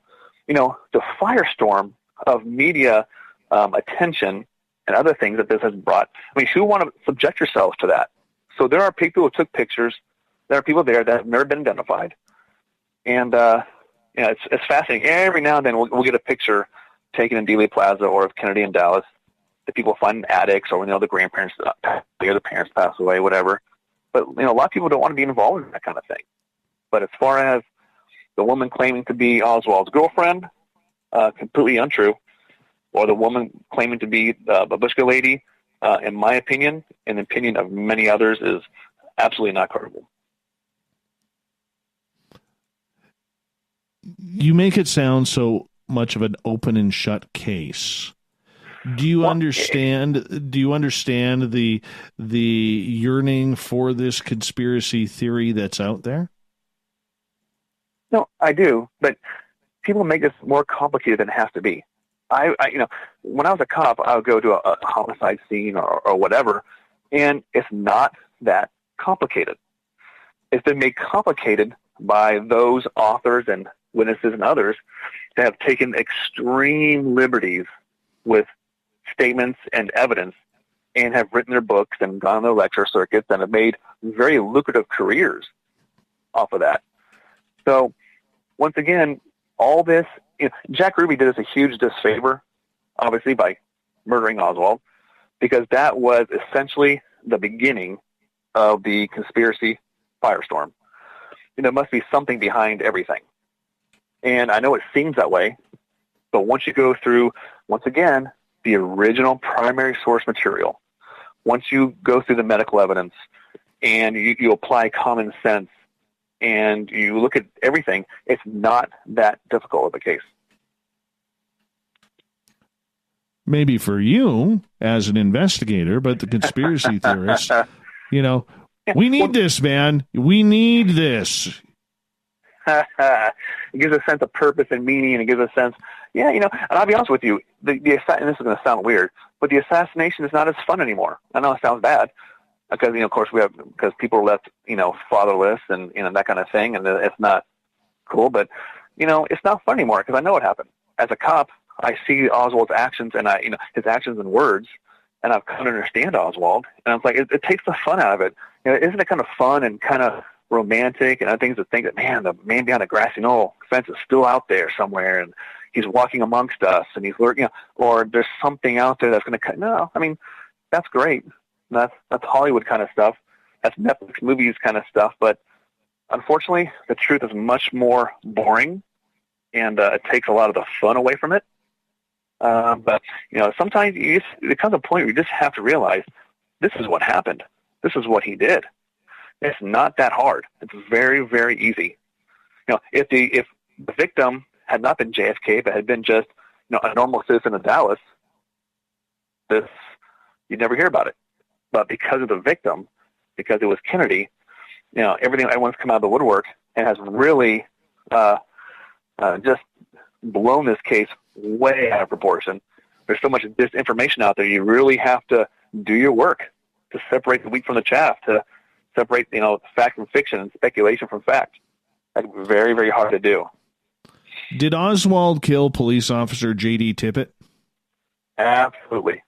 Absolutely. Take us through that. There is no doubt about it. Well, okay. So he eventually makes his way back to his rooming house. He changes his appearance. So he puts on a jacket because he wore a blue jacket to the book depository, left in such a hurry, left the crime scene, left his jacket behind. So he goes home. He gets a jacket, changes his appearance, arms himself with a revolver. And I can tell you that when we have major cases in, for example, Orange County, where I used to work, that all the cops want to go there. Everyone wants to see what's going on. Everyone wants to see the big scene. So now you got Kennedy shot in Dallas. Where are all the cops going? All the cops are going to Dealey Plaza. They want to be a part of history. They want to say, yeah, I was there. They want to see what's going on. They want to be a part of it. Well, the city of Dallas still has business. There's still car crashes to go to. There's still, robberies and burglaries and thefts and, medical emergencies that happen. So J.D. Tippit was an hour and a half away from, his weekend off. And he was patrolling. He kind of moved up to another area, kind of helped cover areas that were being left wide open due to officers leaving their zones to go be a part of history and to be nosy. And I think what happened was Oswald was walking west on 10th Street. He looked down and see Patrolman Tippit's car coming towards him. He about faces, goes eastbound, and that right then and there, I think, piqued Tippit's curiosity. And Tippit stopped him, talked to him. Now think of Oswald's point of view. Oswald has just killed Kennedy. He's got two forms of identification. One that says Alex and one that says Lee Harvey Oswald. And he's got a pistol on him. So Oswald makes a decision very quickly that if Tippit does not drive on by and say, okay, have a good day, and drive away, he's going to murder him. Because the only thing standing between Oswald and freedom is Officer Tippit. Witnesses see him shoot him, and in fact, Oswald doubles back around the back of his car and shoots him in the head, in the right temple, to make sure he's dead. Empties the casings onto the ground, arms himself again, he reloads, and he's off again. So I think he was just trying to figure things out. I don't think he had a plan, but it wasn't for Tippit, who knows what would happen. So with that and killing of Tippit and the nervousness, I mean, to plan such a see, this is part of where I get confused. To plan such a public murder of the President of the United States, to not have a proper getaway plan, that seems a little odd to me. Well, true. But, you did the same thing with General Walker. He had a plan. He had a getaway plan, but, at any moment he could be found out. He could have been caught. They could find his rifle. They could use dogs to track him. So no plan is perfect. He found out 2 days beforehand. So now you got 2 days. How are you going to plan an escape? He can't drive. Doesn't have a license. Doesn't mean he can't drive, but he can't drive. He has no modes. He used public transportation wherever he lived. He had very little money. He left most of his money to, the day of. He only had $13 in change on him. Can't go where. I mean, people think he might have gone to, the Mexican border, and it's possible, but it's ill-conceived. You commit a crime like this, there's nowhere you can go. And you kill President Kennedy, there's nowhere you can go. And I don't think he really thought that far ahead. And that's one of the things we'll never know. But to kill the president is not a good plan in the first place. So to think that he had something else planned after that, he didn't. I don't think he was going to Mexico. I don't know where he was going. I think he was confused himself. He was going through that loop. Okay, what am I going to do next? Okay, now here comes Tippit. Now he's on the run again. Now he just killed a policeman. Now the man has been testified. So that's a great question. We'll never know that answer. But his actions didn't make sense. So as we got about 45 seconds left here before we got to go to break at the bottom of the hour, as someone who has worked crime scenes before, right, is this normal of criminals to be this lost after committing such a heinous crime? Yeah, I've seen people where they'll come back to the crime scene. So, and they don't drop their murder weapons. I've seen people drop IDs before. I mean, you're just in such a. It's one thing to think about it, but once you're in the midst of it, and once it's over, man, now things are really, really just intensified, and it's just now you're not thinking clearly. So he didn't have a plan. I don't think he wanted one. I think that he wanted to get this deed done, and he would figure things out as they. He'd go with the punches. All right, let's get into that when we come back from the break here at the bottom of the hour. Author Sean DeGrilla is our guest tonight. Malcontent, Lee Harvey Oswald's Confession by Conduct. You can get it right now online. More Spaced Out Radio coming up right after this.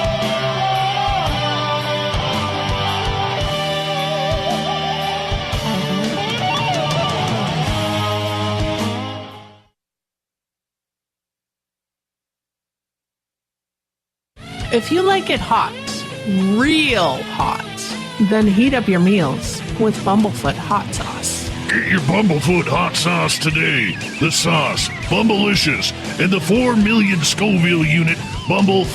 We're going in hot, real hot, coming out even hotter. Keep the milk nearby and tantalize your taste buds tonight. Bumblefoot hot sauce, available now at kajans.com. You wanted new SOR gear, and now you can have it. The SOR Vault is fully stocked with t-shirts, hats, hoodies, mugs, and everything in between with great logos for you to choose from. So head on over to spacedoutradio.com, click on the SOR Vault, and go shopping.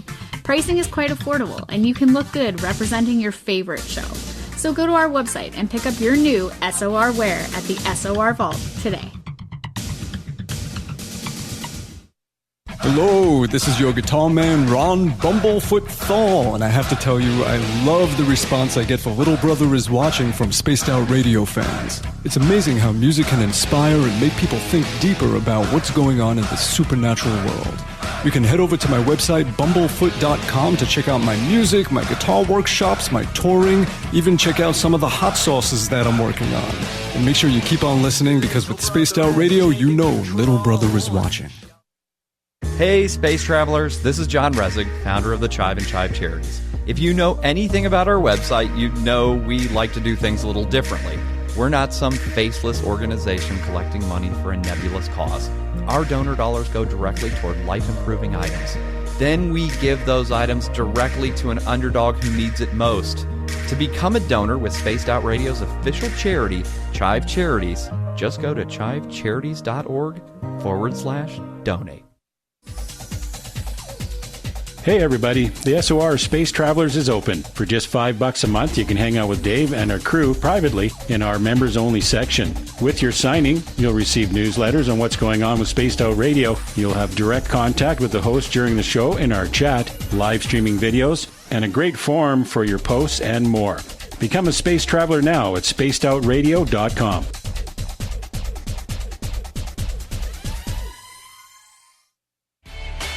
Cold drinks, great food, and the best music in Vancouver. The Moose Vancouver is the place to be, open until 2 a.m. nightly. Everything on the menu starts at just $6.95. Who serves food that cheap anymore? At the Moose, you'll never know who you'll run into. Rock stars, actors, athletes. It's the place everyone wants to be. So join us at the Moose Vancouver, the official party bar of Spaced Out Radio. At spacedoutradio.com, we are keeping you up to date on all the news with the SOR Newswire. Captain Shirk leads the team that is bringing you the news of the day and exclusive stories on everything paranormal and supernatural. It's free to read, it's updated daily, and it's right there for you. The SOR Newswire is a one-stop shop for the news of the day. Check it out at spacedoutradio.com today. Move over, brother, and let me own Saturday night. This is Rich Giordano, and I'm inviting you to tune on in to Spaced Out Saturdays starting at 9 p.m. Pacific, 12 a.m. Eastern, where I'm going to bust open the lids on everything paranormal. Why? Because we want answers, and I'm the guy who's going to deliver those answers to you. Join the chat rooms, and we'll see you this Saturday. Just be there. No, really. Finish off your weekend and kick off your new week with me, Everett Thiemer, right here on Spaced Out Sundays. I'm going to bring you great guests, a little bit of snark, and plenty of information to think about. But don't worry, there's going to be plenty of woo as well. We are going to hit everything in the paranormal and supernatural, including the odd Psychic Sundays. So tune us in on Sunday, 9:06 p.m. Pacific, 12:06 a.m. Eastern, right here at spacedoutradio.com. Hello, space travelers. It's me again, Carl. Don't forget to join the Space Travelers Club for just $5 a month and follow Spaced Out Radio on Twitter at Spaced Out Radio. Our Instagram, Dave Scott SOR. Our Facebook page is Spaced Out Radio Show. Our archives are free at youtube.com/Spaced Out Radio. Come woo it up with Spaced Out Radio today. Bye! We're adding to the entertainment online for Spaced Out Radio. I'm Amber Beckrud, and I want to invite you to subscribe to our YouTube channel and check out Cryptid Tales, where I will take you on a journey into some of the strangest legends and lore from around the world, relaying the stories to you of the strange creatures and experiences that people have had throughout time. You can find Cryptid Tales at youtube.com/Spaced Out Radio. And while you're there, don't forget to check out our free archives and leave a comment. See you there. From the heartlands of Canada to beards around the world, we know how to take care of you. Fill your follicles with the Mighty Moose Beard Oil. All our oils and balms are handmade and 100% natural ingredients because we care about your beard. And hey, use the promo code SOR2019 and get your Mighty Moose Beard Oil today. You can check us out on our website, mightymoosebeard.com.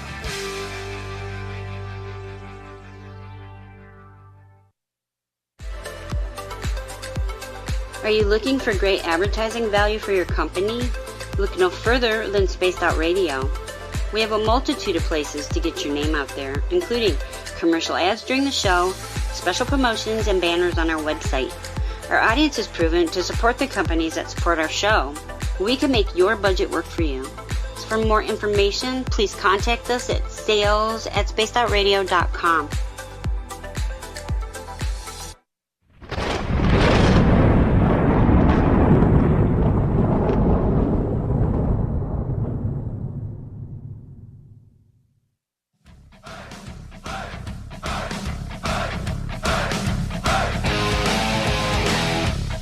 past the halfway point of Spaced Out Radio tonight. I am your host, Dave Scott, sitting in the captain's chair of SOR headquarters. Great to have each and every one of you with us.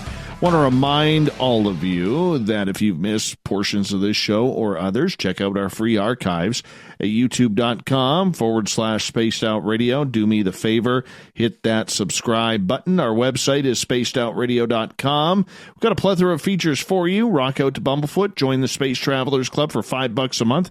Do a little shopping at the SOR Vault. And don't forget, read up on Captain Shirk's SOR Newswire.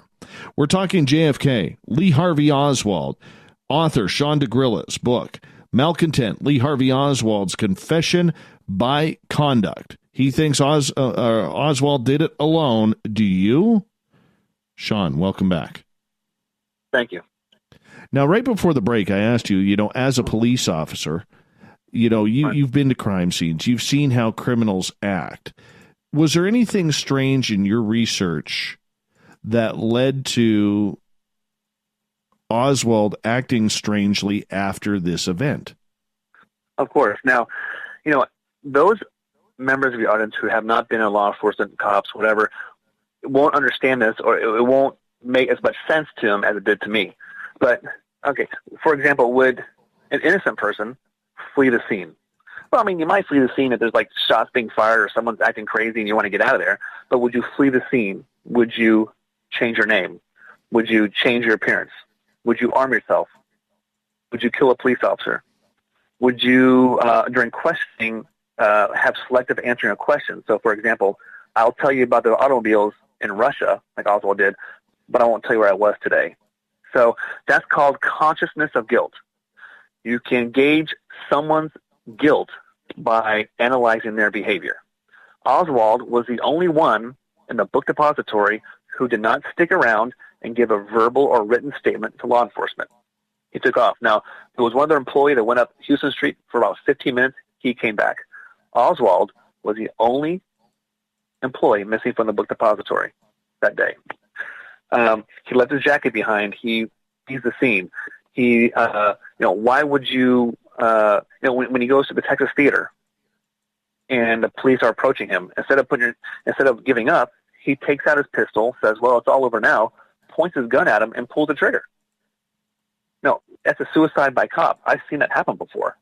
That's classic criminal behavior. Why would you answer certain questions? So he would answer the non-criminal questions. For example, what he did in Russia, the types of cars in Russia, the appliances, that kind of stuff. But when it came to the criminal questions, where were you, that kind of thing, he refused to answer, or he flat out lied. That's not an innocent person to me. What if he was paid for the cover-up? Well, that doesn't make any sense, because that on its face doesn't make any sense. There's no money. He hardly had any money. No one's ever seen a paper trail. If someone paid him, it didn't go very far. There's absolutely zero evidence of that. People say, what about this? Or what about that? That's great. But where is the evidence? You can, one researcher has said, you can talk about all the theories you want, but this thing only happened one way. So, show me the evidence. And I can show you plenty of evidence for Oswald and Kennedy. And some of it is actual physical evidence, some of it is circumstantial. But it points to him always. His behavior immediately after the shots were fired mirrors classic criminal behavior. No doubt about it. He's the only one that acted that way in Dallas. He's the only. Dan had a Dallas police officer killed in the city of Dallas for 10 years, feloniously killed. He had one killed in a car crash in a pursuit, and one was undercover. They didn't know he was a cop and was killed. But as far as feloniously killed in Dallas, in 10 years. Now all of a sudden, you have Kennedy killed. Then you have a Dallas police officer shot and killed. And this guy trying to kill his arresting officers. I mean, it doesn't take, once you start researching what he did and his actions and what he said, it's kind of a no-brainer especially in law enforcement circles. All right, some questions from our audience here. We're going to go to the Space Travelers Club here on our website. And the first question is from Hadarok. did Lee Harvey Oswald have anything personal against America? Well, he did say in his letters, when he wrote his letters to his brother in Russia, that he hated America, that he would kill an American that put on a uniform in the country. I think that he had a warped political agenda. He believed in this utopia we talked about earlier that is totally unattainable. He believed in the system that was essentially half communist and half capitalist. He wrote these political dissertations that are not realistic, and I think he was living in his own world. I mean, he was not a normal person like you and I are and your audience members are. He didn't think that way, so it's kind of hard to understand. I think he had a lot of things against a lot of people, but he did say at one point, especially in Russia, that he hated America. And in fact, he was attempting to make plans to go to Cuba or to go to Russia. All right. Let's move on here. Another question from April, who is asking, was he a Freemason as well? No, there's absolutely no evidence of that. I've never run across that. All right. The only memberships he had, ACLU, and that was just a couple months before his death. But as far as Freemasonry, no, nothing like that. Once again, he's a very uncomplicated person. He was very simple. He was not complex. Back to Haderach here for a second. He is asking, why leave the jacket behind? It's a red flag. How do you do that in a situation like this? You plan this out for so long and you leave your jacket. And the jacket, I mean, that's Lisa's problem. He left his rifle behind, So, but here, once again, he just killed the president, right? He's going down the stairs. He's confronted by a Dallas police officer, puts a gun in his belly, essentially, until Roy Truly says, "No, he works here. He's okay." And then they leave him. So now he knows he's got to get out. He's not worried about his jacket. He's got bigger problems. He's worried. Self-preservation is a very strong instinct. And now he realized, okay, I just got to get this. I got to go. They will become looking for me. They're going to find his rifle eventually. They're going to know he's missing from the depository. They're going to want to question every employee or witness in there. And he knows he has got to go. He's got to create as much distance from the crime scene as much as he can. So the jacket, is, I understand the question, but in the grand scheme of things, it's very minimal compared to the other problems he's got. All right, let's move on here. Follow up from Haderach. Mm-hmm. Who is he trying to impress?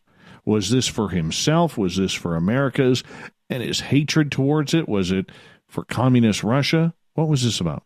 That's a good question. I think he did it for his own self-serving purposes. And once again, we'll never know for sure. And that's one of the frustrating parts of this case is he's dead, and he was only alive for 2 days in custody. So we put pieces together. But we think I believe it's more of a self-serving thing where he wanted to make his mark in history. He wanted people to know who he was. And I think, that this is the way he thought he could do it. Was he trying to have, death by suicide with the police? Was that the goal before he was caught? I don't think he realized at the time, but I think he was cornered. And I've seen this before in my police career. You capture a criminal, what are you going to do? It's either fight or flight. So either you're going to fight or you're going to flee. He couldn't go anywhere. He was surrounded. So what are you going to do now? You're going to fight. And he's surrounded by, nervous policemen. They just had a police officer killed 8 blocks away who was still lying on the asphalt.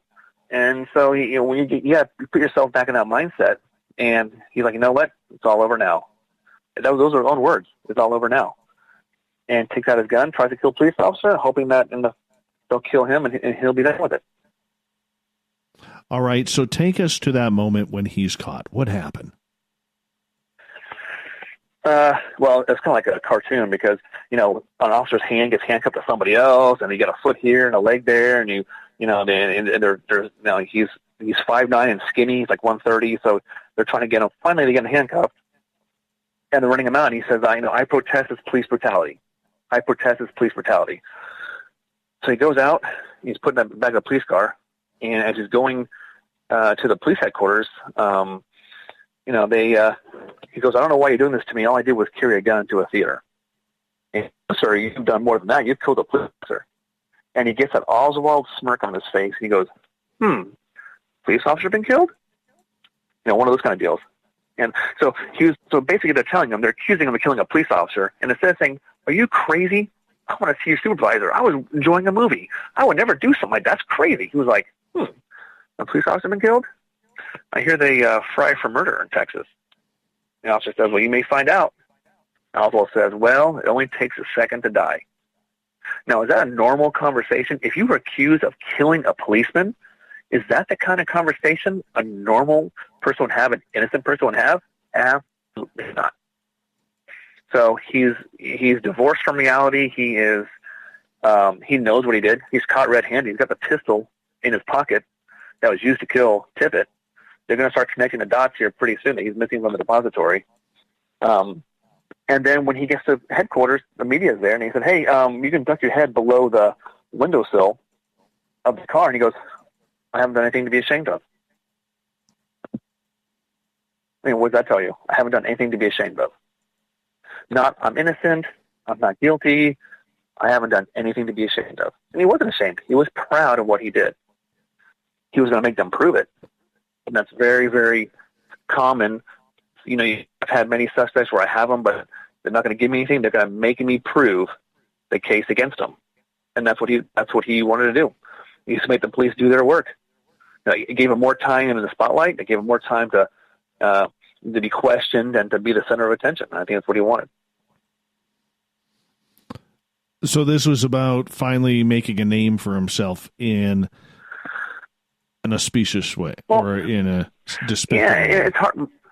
Sure, and it's hard for us. It's hard for us to understand that, because we, as normal thinking people, would never think that way. But he failed at almost everything he did. Now, of course, he went to Russia, and that was a succeed.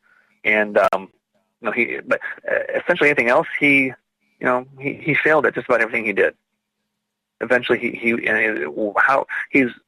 on the edge of 20. He just turned 24, and he dedicated his life to violence. He shot at General Walker. He dedicated his life to politics because he had nothing else. And I was in New Orleans about 2 weeks ago, and I stood at the same street corner that Oswald did when he was handing out his Fair Play for Cuba pamphlets. He's got 2 children. He's got to feed. Hardly making any money. Unemployed. And here he is doing nonsense work like that instead of helping his family. He just was, just kind of divorced from reality. He's in his own little world. So is he a psychopath?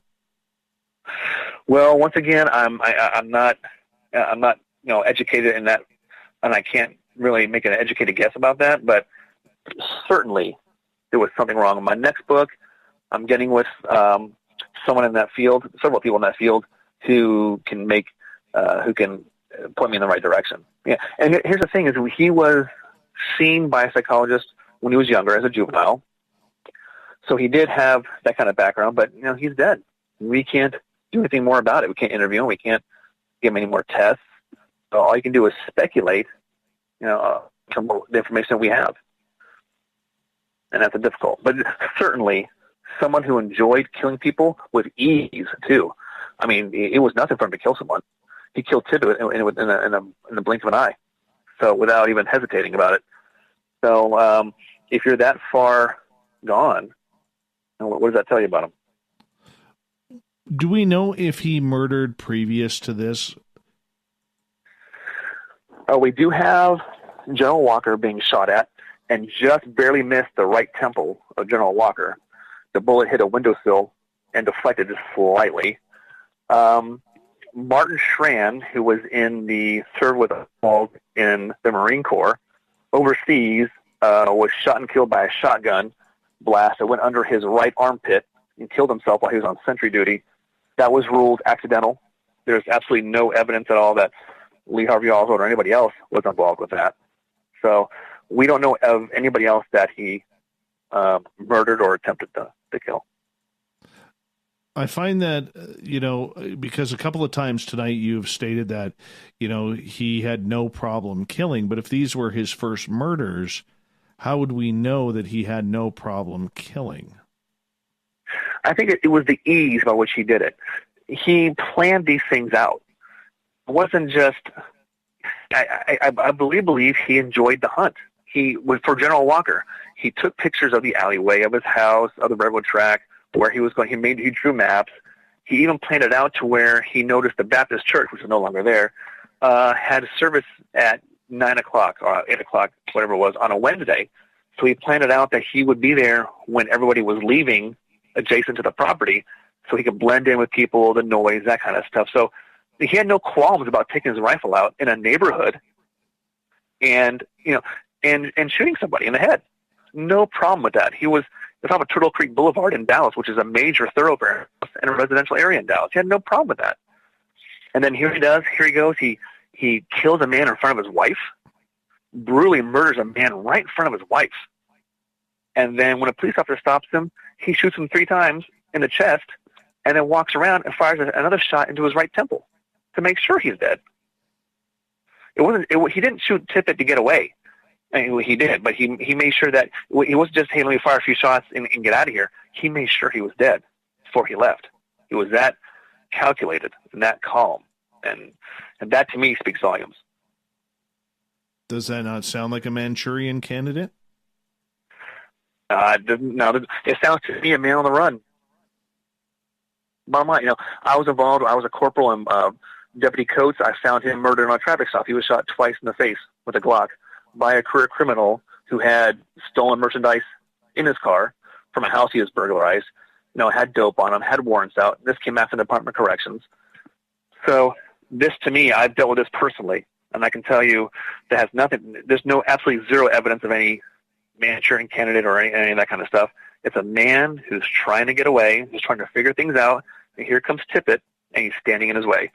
You have a uniform, you have a badge standing between you and temporary freedom, and that's all that was.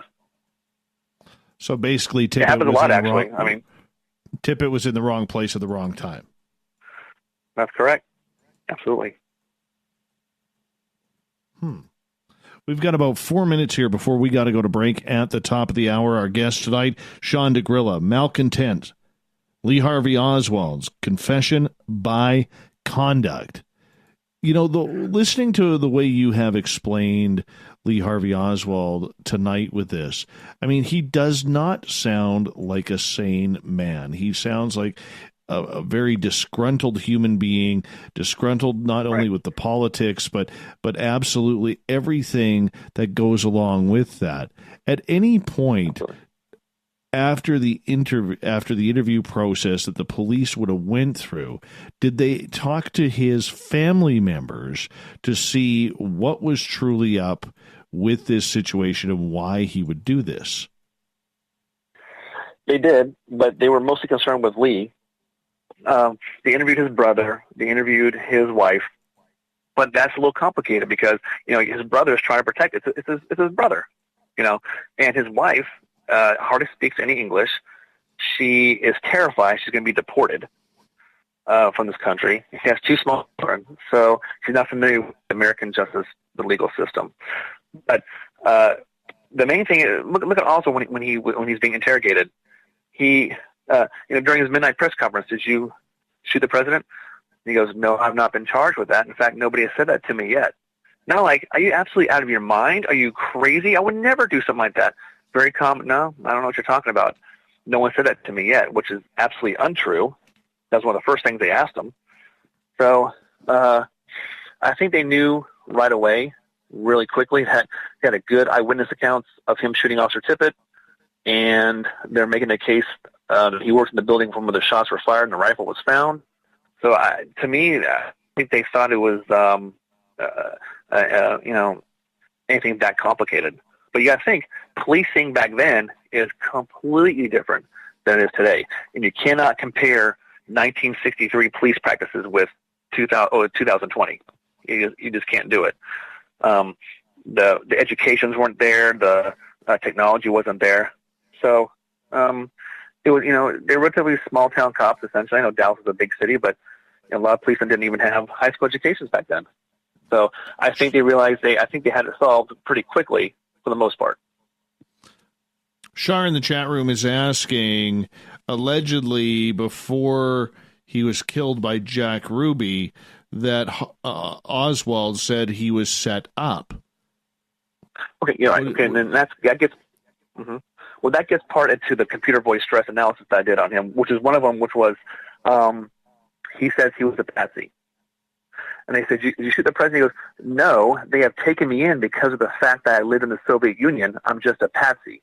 So you have to take the entire sentence into context. So what is 1963? We are in the throes of the Cold War, Russia versus the United States. So he is saying he is a patsy because he had been to Russia and blamed it on a communist or Marxist. It wasn't like, oh my gosh, I've been set up. It was, they have taken me in because of the fact that I lived in the Soviet Union. I'm just a patsy. But if you take the whole, what exactly he said, the entire sentence, it makes sense. It's like someone being charged with a crime and they're from Iraq or Iran or wherever, from the Middle East. They take it because of the fact that I'm from the Middle East. I'm just a patsy. And it kind of brings it more to a contemporary setting. He wasn't saying he was a patsy because he was innocent. He was saying he was a patsy because he'd been to the Soviet Union. All right, I want to hit you up in our last half hour here before we go to the break, as we got about 1 minute here. I want to talk to you about the computer voice stress analysis that you did. Where did you come up with this idea? Well, it had been done. Well, I knew by Oswald's actions that, to me, he was guilty, scream guilt. But I wanted scientific proof. And I know that in my law enforcement career, I had to take a computer voice stress analysis, a CVSA test. And it worked. Answered every question truthfully, and it showed it. And then she wanted me to lie on a question to gauge that response, and I did. And it showed that I was being deceitful. So the way she wanted. So I know it worked. And I knew I was right, but I wanted some other metric by which to back up my thesis. And the gentleman who I used trained some of the deputies in my agency on the computer voice stress analysis. And in fact, his boss is the man that created the CVSA in the 80s. So you can get a much better authority.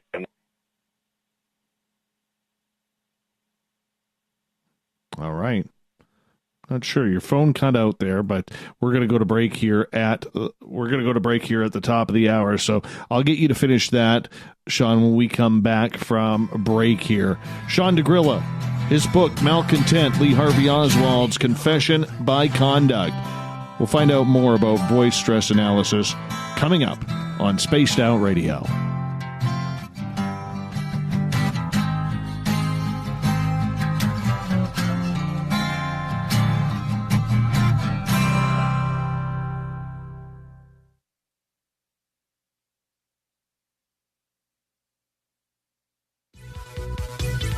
Hello, Space Travelers. It's me again, Carl.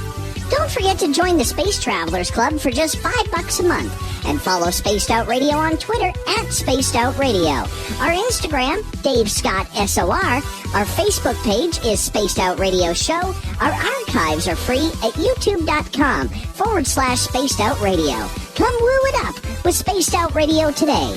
Bye!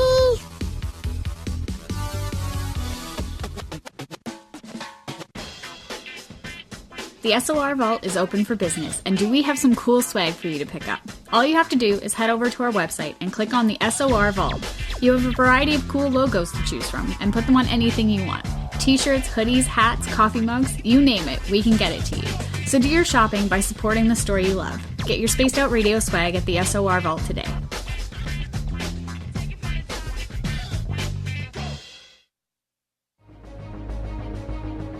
Hello everyone. This is Ryan Stacy from the Experiencer Support Association, otherwise known as TESSA. We're glad to team up with Spaced Out Radio to help investigate your experiences on the SOR Sightlines Report. Together, we'll investigate the strange sightings and occurrences you've had. We're looking for answers just like you. So fill out a Sightlines report on the Spaced Out Radio website and let's figure out what's going on together. Visit purpleplates.com today. For over 40 years, the Purple Energy Plates have been delivering amazing results for their many customers. Inspired by the great genius Nikola Tesla, the harmony, healing, and energetic effects of the plates have proven over and over to be beneficial and often miraculous to thousands of customers. Check their site for daily specials and choose from their many energy products. You won't be sorry. Visit them today at purpleplates.com. We're adding to the entertainment online for Spaced Out Radio. I'm Amber Beckard, and I want to invite you to subscribe to our YouTube channel and check out Cryptid Tales, where I will take you on a journey into some of the strangest legends and lore from around the world, relaying the stories to you of the strange creatures and experiences that people have had throughout time. You can find Cryptid Tales at youtube.com/Spaced Out Radio. And while you're there, don't forget to check out our free archives and leave a comment. See you there. I'm feeling a little spicy tonight. What to do? What to do? Why not get Bumblefuck? 4 million Scoville units of pure hard rock. Bumblefoot hot sauces come in 3 flavors. The burning Bumble. Tone it down a bit with Bumblicious and throw the sauce on everything. Spice it up. Bumble me, baby. Bumblefoot hot sauce. Get it today at kajans.com. We all know on Spaced Out Radio we love a good beard and mustache, so why not take care of your facial hair with Mighty Moose Beard Oil? Made in Canada, we're taking care of beards and stashes around the world. We use 100% natural ingredients with our oils and balms to make your whiskers feel silky smooth. Use promo code SOR2019 at MightyMooseBeard.com today.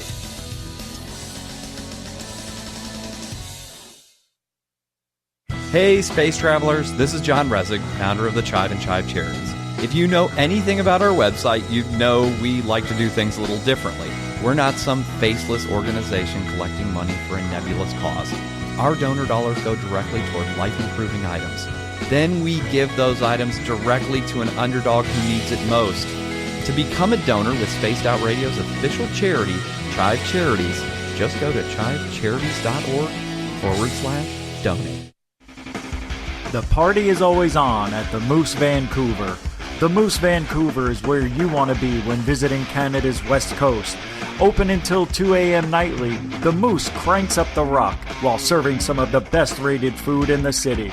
The menu starts at $6.95. Why party anywhere else in Vancouver when the Moose is right there? Get your horns up and rock with the Moose, the official party bar of Spaced Out Radio. A little bit of science, a little bit of skepticism. Add a dash of snark and you have the makings of Spaced Out Sundays with me, Everett Thieme. Together we will look into the reality of the paranormal with an open eye and rational thought. Oh, did I mention there'll be plenty of woo as well? Your time spent with Spaced Out Sundays will make the night even better. The chat rooms are open, 9:06 p.m. Pacific, 12:06 a.m. Eastern, right here at spacedoutradio.com.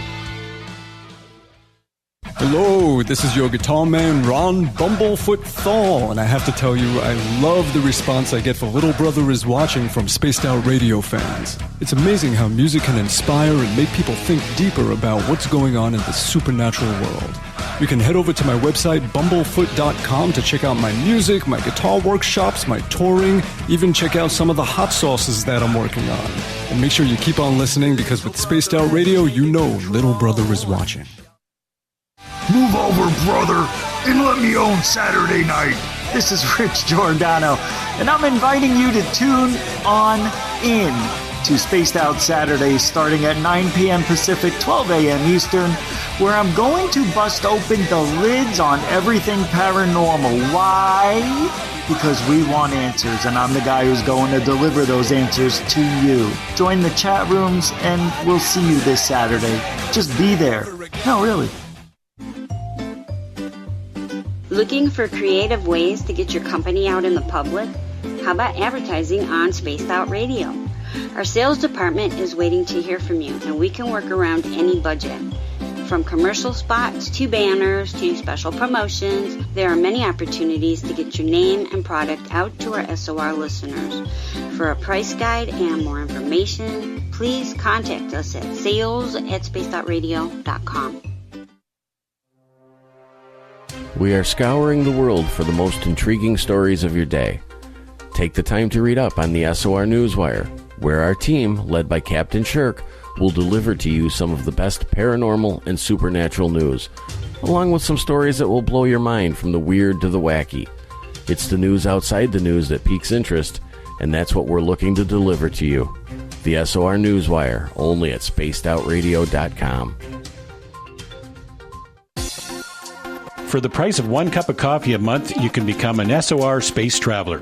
The Space Travelers Club is a place where you can interact with other listeners, either live during the show or on our great forum. We want your stories, pictures, comments, and ideas. You'll get live video streams, exclusive content, and be a part of our newsletter. Stay in touch with everything SOR. The Space Travelers Club is just $5 a month at spacedoutradio.com.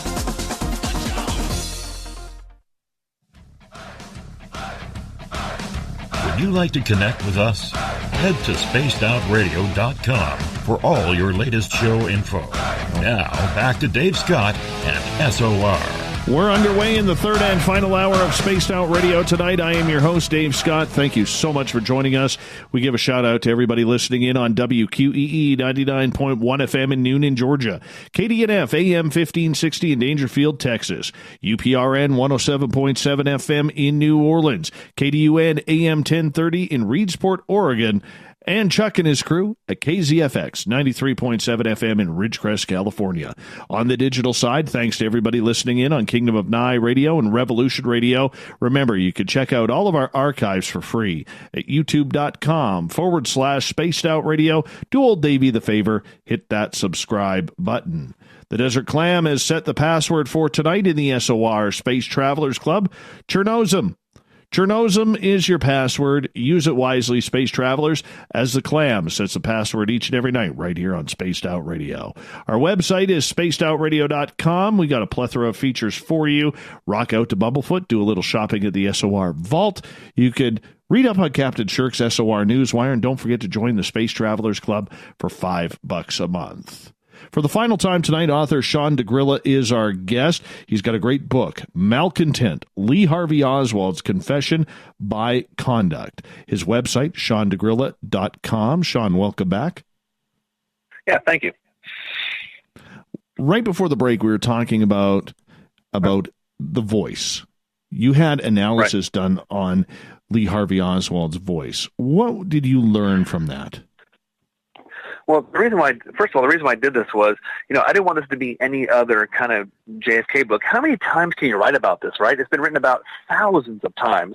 Is there anything new to offer? Because I didn't want the same old boring story. So what can I do that's new? And no one has ever done a computer voice stress analysis of Lee Harvey Oswald. I don't even know if it was impossible. Back in 1975, a guy named George O'Toole wrote a book called The Assassination Tapes. And what he used there was a PSE, a psychological stress evaluator, which had just been invented. There was no metric by which to verify its scientific robustness. So basically, he took a 3-day course in the PSE. He ran some tapes through this machine and saw that Oswald was telling the truth when he said he didn't shoot anybody and these witnesses were lying. So it wasn't really – I didn't see much validity to that one. So I contacted Jerry Crotty from Crotty Investigations, and I said, hey, I'm writing a book on Lee Harvey Oswald. I know you do the CVSA stuff for the sheriff's office. If I give you a sample of Lee Harvey Oswald, can you run it through your machine and tell me what you think? I didn't tell him which way to go, what I was doing. I just wanted to see what his results were. And he has done 500 of these. In fact, he wrote the questions that sex offenders are given when they're doing this type of test as well. So he wrote those kind of questions tailored to them. So he knows exactly what he's doing. So there's one question that said, did you kill the president? He goes, I didn't shoot anybody. No, sir. Well, when George O'Toole ran that through his PSE back in 75, which was the only Oswald tape he ran, O'Toole said Oswald was telling the truth. Well, when I had Jerry Crotty run it through it, absolutely he was lying. Didn't and no showed a hard block stress. So I'm like, I don't understand this, Jerry. O'Toole's analysis saying that Oswald was telling the truth when he said, I didn't shoot anybody, no, sir, and you're telling me he's lying. How do you reconcile that? So he talked to his boss, who was the man who created the CVSA, and also was a colleague of George O'Toole. O'Toole died in 2001. So obviously couldn't interview him, and I couldn't get a hold of any of his family members. So I had his boss look at that, and he showed me what O'Toole did. And what he did was the PSE had a setting where you could slow down the tape. For example, mode 1 is for the male voice because we have bass. Mode 2 or sequence 2 is for the female voices because they contain no bass. So what George O'Toole did was when he was running the tape through his machine, he started at mode 1 and he slowed it down to mode 2. Now, I don't know why he did that. I'm not going to disparage someone who's passed away, whether he did it, purposely or not. But I was able to prove that the tapes in George's book were incorrect. But I want to go further than that. So I took recordings of Oswald in New Orleans. He was interviewed twice after he was arrested in New Orleans. So I wanted to take questions where I knew Oswald was being truthful about his biography and where he was lying. We can prove these things through research. So one of them was Oswald says, I was promoted to the rank of Buck Sergeant. Well, he wasn't. He was only a PFC at the most. And that showed he was lying. But then they said, are you a Marxist? He goes, yes, I'm a Marxist. And that showed he was telling the truth. So I took 4 or 5 samples from New Orleans, and then maybe, I want to say it's been a lot, 11 samples from Dallas. Some we know were truthful, and some we know where he's telling the truth. So you get a good feeling you get a good sample of him telling the truth and him lying. It's actually extremely fascinating. As we go down that path, all right, with Oswald, who was denying that he shot Kennedy right off the bat, we know a couple days later that Jack Ruby somehow got into the police station and murdered Lee Harvey Oswald. Tell us about Jack Ruby. Well, grew up in Chicago. He was a boxer. It turned out later on, after his autopsy, he had organic brain damage. He always had to be where the action was. And, it wasn't very hard to get in the police department back then. When this happened, the media was granted special access to the police department. In fact, people have asked this question before. How did he do this? Well, I found a 1969 Dallas Police manual, which I published portions of it in my book. And it said that essentially you are to bend over backwards for the media because they report on what we do, and we need a good relationship with them. So they allowed anybody, who's anybody essentially, to enter the Dallas Police Department at that time. And according to Ruby, he, as the police car was coming out to go out of the police station, he went down the ramp. I mean, he couldn't have planned it any better. There's no conspiracy with that. He had always had a gun on him. He had a large amount of cash on him, but he had to be where the action was. And then that's a whole other story. I didn't get too much into that in my book. I mainly focused on Oswald and the computer voice stress test and that kind of thing. Okay, so with Ruby and his killing of Lee Harvey Oswald, I still think it's strange that in the middle of a police station that he is able to smuggle a gun in. And maybe I'm looking at this with 2020 eyes comparatively to 1963 eyes. Of course. And, there was no metal detector there. No one, he dressed like a reporter. He dressed really well, and he blended in. And, the fact is he overslept that day, and a stripper of his called again that day and said, hey, she needed money for rent, the big groceries. So he got up, finally, dressed, put his dogs in the car, went to Western Union, waited in line, paid it at 11:17 a.m., and then he was going back to his car and looked a block away and saw a bunch of reporters out there. And he wanted to be where the action was. He wanted to see what was going on. So out of curiosity, he walked down there. And at that time, police cars were coming out of the basement onto the road, and he slipped down there. In fact, he even said, somebody yelled out, hey, you. But he just kept on going. And once again, it's sloppy police work. If, the officers who've been guarding that ramp had done their job, had done their duty, he probably would have made it down there. If there had been better security plans down there, if they had transferred Oswald in the middle of the night, which they should have, this never would have happened. And so mistakes are definitely made. I'm not an apologist for anybody, for the CIA, FBI, Dallas Police, whatever. I'm not an apologist at all. Mistakes are made, and people screwed up. But it was nothing criminal or nefarious or part of some grand conspiracy. It was just pure negligence. And that's easy to understand and to take. Okay, what? That he was impassioned. He was very, in a unique position. The emotions were running through. Was he a Kennedy supporter? Is that why he pulled the gun on Oswald? There are different things. He said that there's a story going around. He didn't want Jacqueline Kennedy to come back to testify. But he had severe mental problems. In jail, he was saying that the Jews are being persecuted. He could hear the screaming Jews in jail, in his jail cell, and that kind of thing. So he had severe problems. But these things happen. When I was in the sheriff's office, we had prisoners escape from police cars, get out of handcuffs, that steal police cars. I mean, you wouldn't think that stuff happened, but things happen. And back then, this is the way it happened. He could have killed Oswald during the midnight press conference the night before, but he didn't. This is just one where he said he was coming out. Oswald was a couple of feet from him, and he had a smirk on his face, and he had the impulse to shoot him. Of course, you and I would never understand that because we would never do that. Your listeners would never do that, so we can't really understand that thought process. But once again, there are things that only the people who do them understand. What about his ties to organized crime? Very, very minor. Now, this guy owed thousands of dollars to the IRS. Both his clubs were failing. He was seriously considering leaving the state.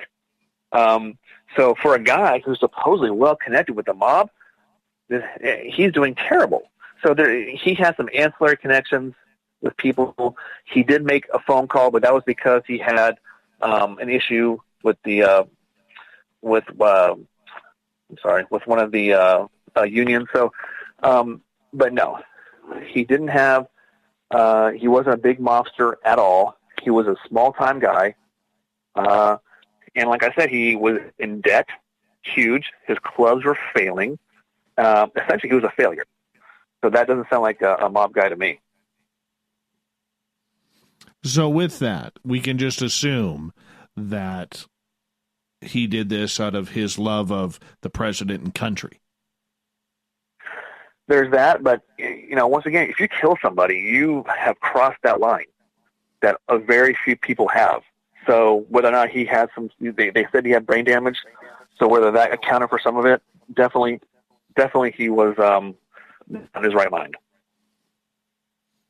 But to do it in front of all those police officers and not give the courts the due process. Right. Once again, you're thinking rationally. Deserved. Sure, you're right. But you're thinking rationally, and that's not, I can't be in his mind, obviously, but he's not thinking that way. Also was not thinking rationally when he did what he did. Neither was Ruby. But it was this perfect storm with a happenstance of history, and people have a hard time believing that, and I can see that. But these things happen. And, people are killed in police custody, whether it's in the jail. We've had that happen before. You hear these stories about that, so it's not the first time it's happened. And, I wish, justice would have prevailed, but, let the justice, let the system work, trust the system, trust the process. But that's, he just got caught up in the moment. The police knew who he was. Oh, listen, of course. I mean, they would patrol his area, where his clubs were. They knew he'd been arrested twice for carrying a concealed weapon. So, the police knew who he was. He was happy with the police because he was friends with the police because the police could shut him down at any time if he served liquor. He'd been cited for, serving alcohol past hours. So they knew who he was. But back then, Dallas was a small city. Unlike today, it was a small city, and he knew officers, and that's not uncommon. You would expect officers to know your business owners and that kind of thing. That's nothing unusual. Where the bullet went in to Lee Harvey Oswald, I'm amazed by the damage that was done. Granted, it was at close range, but it amazes me that he can nick the aorta and the vena cava, the heart, but yet the kidney, liver, diaphragm, spleen, and stomach were damaged as well by that shot at such close range. I would have thought that the bullet would have, at that range, would have gone through him and into someone else, because there was quite a crowd around Oswald. That's correct. In fact, when I met Detective Lavelle last year in 2018, took my son to meet him, he was talking to my son about that, and basically Ruby was pointing the dead center of his, like, around his belly button, and a knee-jerk reaction to get Oswald behind him, Lavelle twisted Oswald to the side to an angle, and that's where the bullet went in. So, and then he could feel it on the other side of his skin. It almost came out. So he could feel it. It caused so much damage. You know, if he had been shot that today, he probably would have died. It's just so much damage. He lost so much blood. Even though they brought him back on the table, he lost too much. Interesting. It's just one of those things. It's one of those things. I mean, I hate to say one of those things. I keep on saying that, but it is what it is. That's the way the bullet went, and that's just the way it traversed. Maybe a couple of inches here or there could have made the difference. Would have made the difference. A .38 caliber is not a very highly impactful round, though. Right. Well, you got to think he kept it for protection.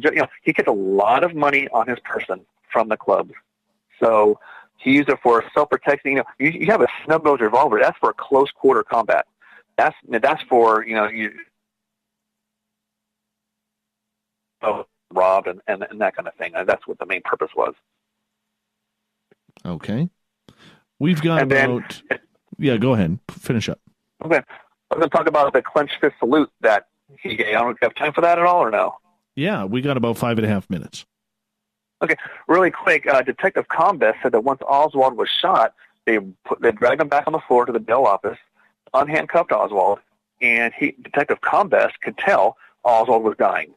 And he said, "Do you have any?" He was still conscious at this point. He said, "Do you have anything to tell me right now?"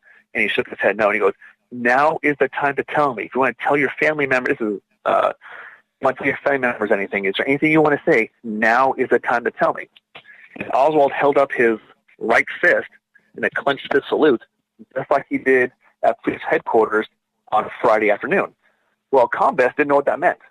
Didn't recognize it because it wasn't a commonly used symbol until the 1968 Olympics, when the U.S. Olympics, they put their fist up during the award ceremony. Now it's a sign of solidarity, of brotherhood, of militancy, that kind of thing. Black Panthers use it, feminists, whatever it is. You even seen Bernie Sanders and President Trump use the clenched fist salute nowadays. He didn't know what that was until he saw it later. Well, people said he was lying, that there was no truth to that fact, the proof, and I found, after all these years, hiding in plain sight for 56 years, so I published my book, and it's on my website as well, at SeanDeGrilla.com. You can see Oswald being taken in the stretcher to the ambulance, and he's got his right fist still clenched in that clenched fist salute. Not only that, I published in my book, Not Content, a picture of Oswald in the ambulance being backed into Parkland Hospital, and you can see inside the ambulance, and his right fist is still clenched in that salute. So what does that tell you? In his last physical act on Earth, his last intentional physical act on Earth, he gave clenched his salute. Not to say goodbye to his wife, his 2 baby daughters, not to come clean, but if you have anything to say, and he gives a clenched fist salute, and then he dies. And that was his, how do you get any more powerful? How do you get more hardcore than that? What does that tell you about him? That's how powerful his ideology was to him, that he would give the clenched fist salute and then die. That's his dying declaration. You and I would probably do something different, and he decides to give a clenched fist salute. We've got about 3 minutes left with you tonight, Sean, and this is a show that's kind of flown on by. Thank you for that. Means it's been a pretty darn good one. I got to ask you, whatever happened to Oswald's family? Well, his wife lives in Rowlett, Texas, does not grant interviews anymore. trust me, tried that. Won't do it. He has 2 daughters that live in Texas. Well, I think one's in Austin. I believe the other one is in Fort Worth. But they stay out of the radar. They stay out of the public domain. On Facebook, they're on totally different names. So they've stayed out of it, but for the most part. They have come, in the 80s, and I think in the 90s, there was an interview with them and saying that they believe Oswald, their father, was part of a conspiracy, but that's nothing they knew because they were 2 years old and a couple months old at the time. It's stuff that they've heard on TV or in books and said, oh, this sounds right. So they have no first-hand knowledge of that, but they stay out of the limelight. That has to be a very, very tough life for them. Oh, right. And on Facebook, his Marina's son looks just like Lee Harvey Oswald when Oswald was younger. It's a picture of graduation, and it's pretty eerie. But if anybody else has any questions, on my website at DeGrilla.com, there's a place where you can contact me, and it will send me an email, and I'll be happy to answer anybody's questions. I appreciate the questions today and people listening and taking the time to listen. As we got about 90 seconds left with you tonight, okay. You mentioned your website, DeGrilla.com. Tell everybody where they can find your books, because this one, The Malcontent, Lee Harvey Oswald's Confession by Conduct, came out in June of last year, and you have a new one coming out this year. Tell us about it. It's going to be, first of all, Amazon. It's a hardcover, softcover, and ebook. And I have another one. It's called Hunter Fascist, The Radicalization of Lee Harvey Oswald. It won't be ready until sometime early next year, I believe, as I'm going back to school again. But it's going to take his writings. I'm applying post 9/11 terrorism as radicalization aspects to Oswald. He was way ahead of his time. Oswald today will be classified as a terrorist, as a domestic terrorist. He was practicing his own urban guerrilla warfare here. So it's very interesting, the parallels between radicalization, people who radicalize, and what Lee Harvey Oswald did. Becoming estranged from your family, going to a foreign country, a hostile country, embracing a radical ideology. All the writings he had, everything. It's incredible. He was way ahead of his time.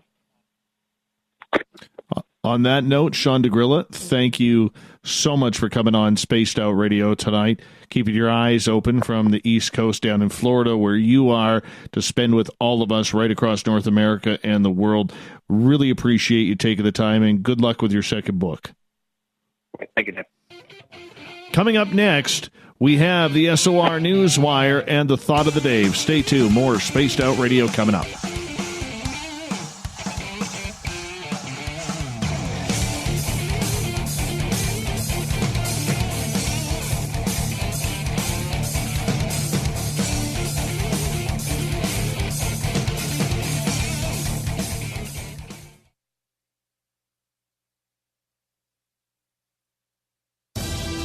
At spacedoutradio.com, we are keeping you up to date on all the news with the SOR Newswire. Captain Shirk leads the team that is bringing you the news of the day and exclusive stories on everything paranormal and supernatural. It's free to read, it's updated daily, and it's right there for you. The SOR Newswire is a one-stop shop for the news of the day. Check it out at spacedoutradio.com today. Hey, Spaced Out Radio fans! It's John Resig, founder of the Chive and Chive Charities. Our goal is to make the life of veterans, first responders, and those with rare medical conditions 10% happier. We do this by donating one grant item, ranging from dance to therapy programs to prosthetic limbs, to those who need it most. To contribute to Spaced Out Radio's official charity, head over to chivecharities.org and become a donor today. A little bit of science, a little bit of skepticism. Add a dash of snark and you have the makings of Spaced Out Sundays with me, Everett Thieme. Together we will look into the reality of the paranormal with an open eye and rational thought. Oh, did I mention there'll be plenty of woo as well? Your time spent with Spaced Out Sundays will make the night even better. The chat rooms are open, 9:06 p.m. Pacific, 12:06 a.m. Eastern, right here at spacedoutradio.com. Move over, brother, and let me own Saturday night. This is Rich Giordano, and I'm inviting you to tune on in to Spaced Out Saturdays starting at 9 p.m. Pacific, 12 a.m. Eastern, where I'm going to bust open the lids on everything paranormal. Why? Because we want answers, and I'm the guy who's going to deliver those answers to you. Join the chat rooms, and we'll see you this Saturday. Just be there. No, really. We're adding to the entertainment online for Spaced Out Radio. I'm Amber Beckrud, and I want to invite you to subscribe to our YouTube channel and check out Cryptid Tales, where I will take you on a journey into some of the strangest legends and lore from around the world, relaying the stories to you of the strange creatures and experiences that people have had throughout time. You can find Cryptid Tales at youtube.com/Spaced Out Radio, and while you're there, don't forget to check out our free archives and leave a comment. See you there. Hello, this is your guitar man, Ron Bumblefoot Thal, and I have to tell you, I love the response I get for Little Brother is Watching from Spaced Out Radio fans. It's amazing how music can inspire and make people think deeper about what's going on in the supernatural world. You can head over to my website, bumblefoot.com, to check out my music, my guitar workshops, my touring, even check out some of the hot sauces that I'm working on. And make sure you keep on listening, because with Spaced Out Radio, you know Little Brother is watching. We all know on Spaced Out Radio we love a good beard and mustache, so why not take care of your facial hair with Mighty Moose Beard Oil?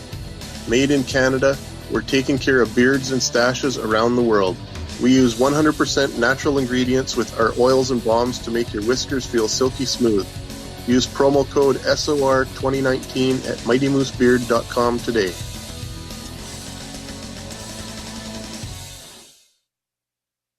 If you like it hot, real hot, then heat up your meals with Bumblefoot hot sauce. Get your Bumblefoot hot sauce today. The sauce, Bumblicious, and the 4 million Scoville unit Bumble.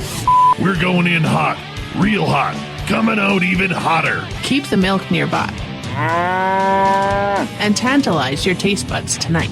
Bumblefoot hot sauce, available now at kajans.com. Cold drinks, great food, and the best music in Vancouver. The Moose Vancouver is the place to be, open until 2 a.m. nightly. Everything on the menu starts at just $6.95. Who serves food that cheap anymore? At the Moose, you'll never know who you'll run into. Rock stars, actors, athletes. It's the place everyone wants to be. So join us at the Moose Vancouver, the official party bar of Spaced Out Radio. Hello, Space Travelers. It's me again, Carl. Don't forget to join the Space Travelers Club for just $5 a month, and follow Spaced Out Radio on Twitter at Spaced Out Radio. Our Instagram, Dave Scott SOR. Our Facebook page is Spaced Out Radio Show. Our archives are free at youtube.com/Spaced Out Radio. Come woo it up with Spaced Out Radio today. Bye!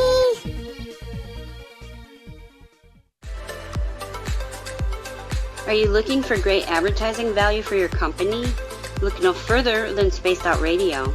We have a multitude of places to get your name out there, including commercial ads during the show, special promotions, and banners on our website. Our audience is proven to support the companies that support our show.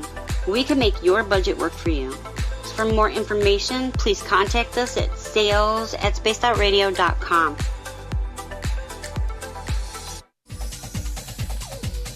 Hey everybody, the SOR Space Travelers is open. For just $5 a month, you can hang out with Dave and our crew privately in our members-only section. With your signing, you'll receive newsletters on what's going on with Spaced Out Radio. You'll have direct contact with the host during the show in our chat, live streaming videos, and a great forum for your posts and more.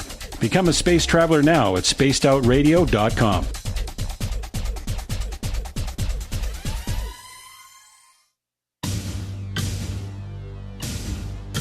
You wanted new SOR gear, and now you can have it. The SOR Vault is fully stocked with t-shirts, hats, hoodies, mugs, and everything in between, with great logos for you to choose from. So head on over to spacedoutradio.com, click on the SOR Vault, and go shopping. Pricing is quite affordable, and you can look good representing your favorite show. So go to our website and pick up your new SOR wear at the SOR Vault today.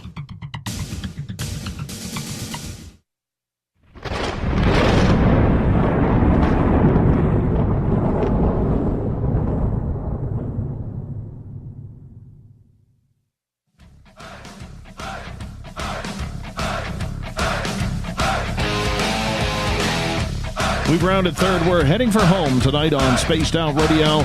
I am your host, Dave Scott, sitting in the captain's chair of SOR headquarters. Thank you so much for joining us. Want to remind all of you that if you've missed most of this show or others, you could check out our free archives at youtube.com/Spaced Out Radio. Do me the favor, hit that subscribe button. Our website is spacedoutradio.com, where we have a plethora of features for you. Rock out to Bumblefoot, do a little shopping at the SOR Vault. You can also join the Space Travelers Club for $5 a month. Captain Shirk, yeah, the elusive, the cunning, the now seeing, because she finally found her glasses, Captain Shirk, has the SOR Newswire updated daily.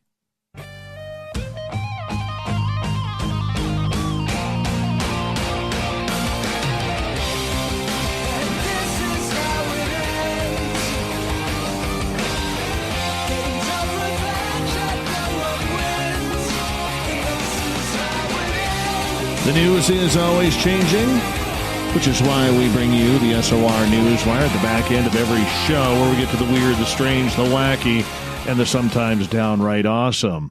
The Irwin family is continuing Steve Irwin's legacy of rescuing and saving wildlife in danger.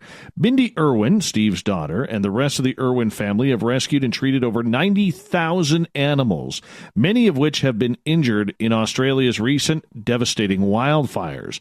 Ollie, an orphaned platypus, was patient number 90,000 at the Wildlife Hospital. Bindi's brother, Robert Irwin, said on Instagram, "With so many devastating fires within Australia, my heart breaks for the people and wildlife who have lost so much," Bindi said in an Instagram post.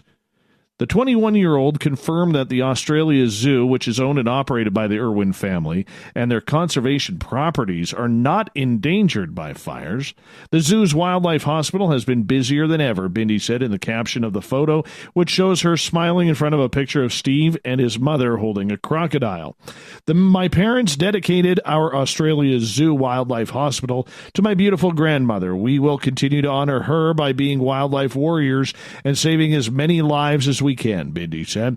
The environmental activist and conservation has shared another post this past weekend picturing Blossom the possum, who died after being rescued from the bushfires burning in Queensland, despite the hospital working hard to save her life. Steve Irwin, the TV presenter known as the Crocodile Hunter, died in 2006 after being stung by a stingray in a marine accident off of Australia's north coast. Blossom is just one of the many animals who have been killed by Australia's fires.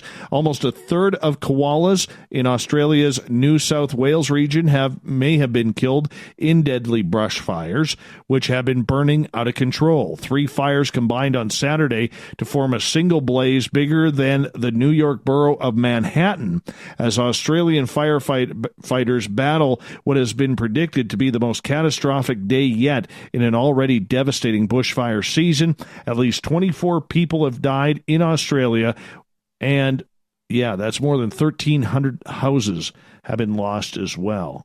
Gosh, that's just terrible there. Former Top Gear host Jeremy Clarkson has been blasted online for blaming the Australian bushfire emergency on God's embarrassment of the nation.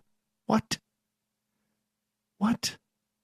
In a controversial opinion piece published by The Sun, the British TV host suggested that God didn't want people to live in Australia and that residents down under should come home to England.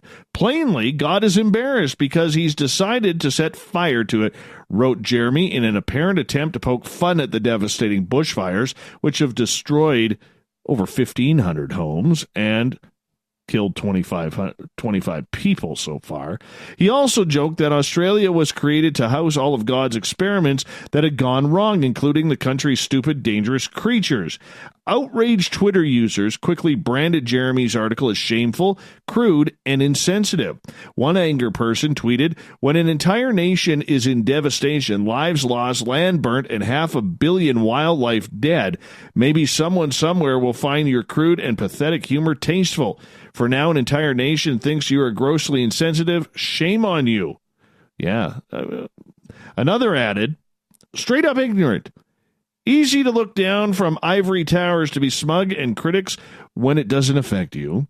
Jeremy, who is known for commenting on topical subjects with mordant humor, responded to one Twitter user who branded his column disgusting. Disgusting? Not sure that's the right word, Jeremy hit back. Oh, wow. Anyways, he's no stranger to controversy, having recently made headlines for calling 16-year-old eco-activist Greta Thunberg a spoiled brat after she told the UN they had ruined her childhood with climate change. Writing in his column for The Sun, Jeremy raged, "How dare you sail to America on a carbon fiber yacht that you didn't build with a cost of £15 million that you didn't earn and which is a backup diesel engine that you didn't mention.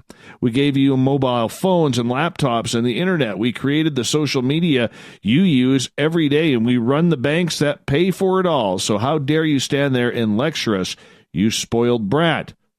Yeah, he's got some anger issues.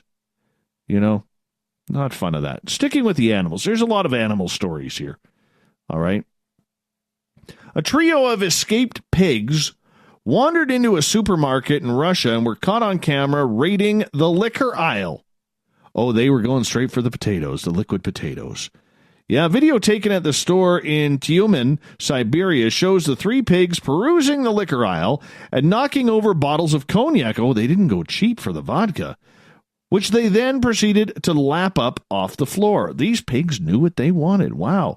Witnesses said the three little pigs were found to have escaped from a nearby home. The pigs were returned to their owner unharmed. That is awesome. Let's go get drunk at the liquor store. Woohoo! Cognac bacon tonight. Cognac bacon tonight. All right. Continuing on. Let's go back to Australia for a moment here. Because with all that fire devastation, apparently feral camels in South Australia will now be killed to stop the animals drinking water in the drought-ravaged region. More than 10,000 camels will be culled by professional shooters in helicopters from Wednesday after an order from Aboriginal leaders in the area. The culling, which is expected to take 5 days, comes as communities complain of the feral creatures invading properties in search of water. There is also concern the animals are contributing to global warming as they emit methane equivalent to 1 ton of carbon dioxide a year. We have been stuck in stinking hot and uncomfortable conditions, feeling unwell because the camels are coming in and knocking down fences, getting in around the houses, and trying to get to water through air conditioners. APY Executive Board member Marita Baker says the feral camel population would double every 9 years if a pest control plan is not undertaken, she proclaimed. And as camels emit methane equivalent to 1 ton of carbon dioxide per year, APY has called for the culling to result in carbon credits being awarded. Really, you get carbon credits in Australia if you kill a camel. Don't they have a little bit bigger things to worry about right now than shooting some camels? Tim Moore, Chief Executive of Carbon Farming Specialist Region Co., says 1 million feral camels emitting the effect of a ton of CO2 per year was the equivalent of an additional 400,000 cars on the road. Oh, my God, they fart a lot. They fart a lot. However, the Department of Energy and Environment said emissions from feral animals should not be considered in countries' emissions estimates as they are not undergoing domestic management. Australia does not report on emissions from feral animals. Therefore, activities that change the emissions from feral animals cannot be subject to emissions reduction fund method, as they are unable to result in eligible carbon abatement and cannot contribute to Australia's emissions reduction targets. Okay, if you're as confused as I am over that, let's just put it this way. The environmentalists out there, they want to get rid of carbon.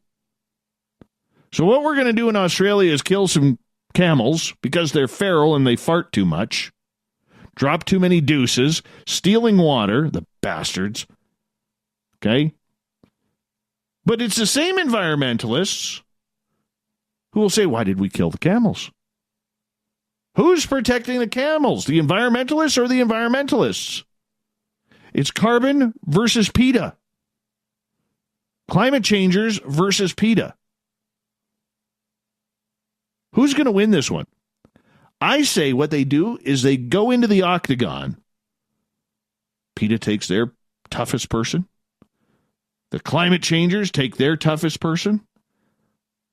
Never mind the octagon. Let's go into the squared circle. All right? Let's have a 30-person battle royal. All right? Whoever wins that battle royal, remember, you got to go over the top rope. Okay? We'll decide whether the camels stay or the camels go. I think that's fair. I totally think that's fair. Sticking with animals, I love tonight's news. Love it. Cats are very godlike, which makes them more likely to be owned by atheists than churchgoers as a substitute for religion, according to a new study. People who worship more than once a week own 1.4 cats on average, compared to the non-religious who have an average of 2, according to research by the University of Oklahoma. Researcher Samuel Perry says that he carried out the study of more than 2,000 people because he felt that some of what people sought in religion was also what they sought in pets. We own pets because we love their company and the special interaction they provide for us. Professor Perry, whose study appears in the Journal for the Scientific Study of Religion, told the media, in some ways, pets are actually substitutes for human interaction. People heavily connected to their faith or church already have plenty of social interaction, which means they do not need a feline.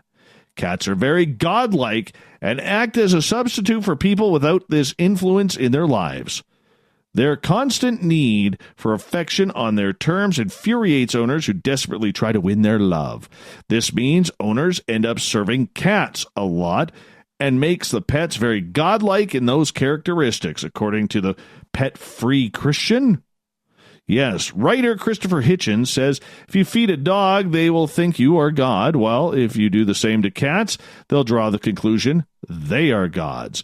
The atheist went on to say, cats may sometimes share the cold entrails of a kill with you, but this is just what a god might do if he was in a good mood. Ancient Egyptians held cats in high regards, and the penalty was death by 450 BC. Goddess Bastet, commonly depicted as a cat or a woman with a feline's head, was among the most popular deities of Egyptian pantheon. Okay, so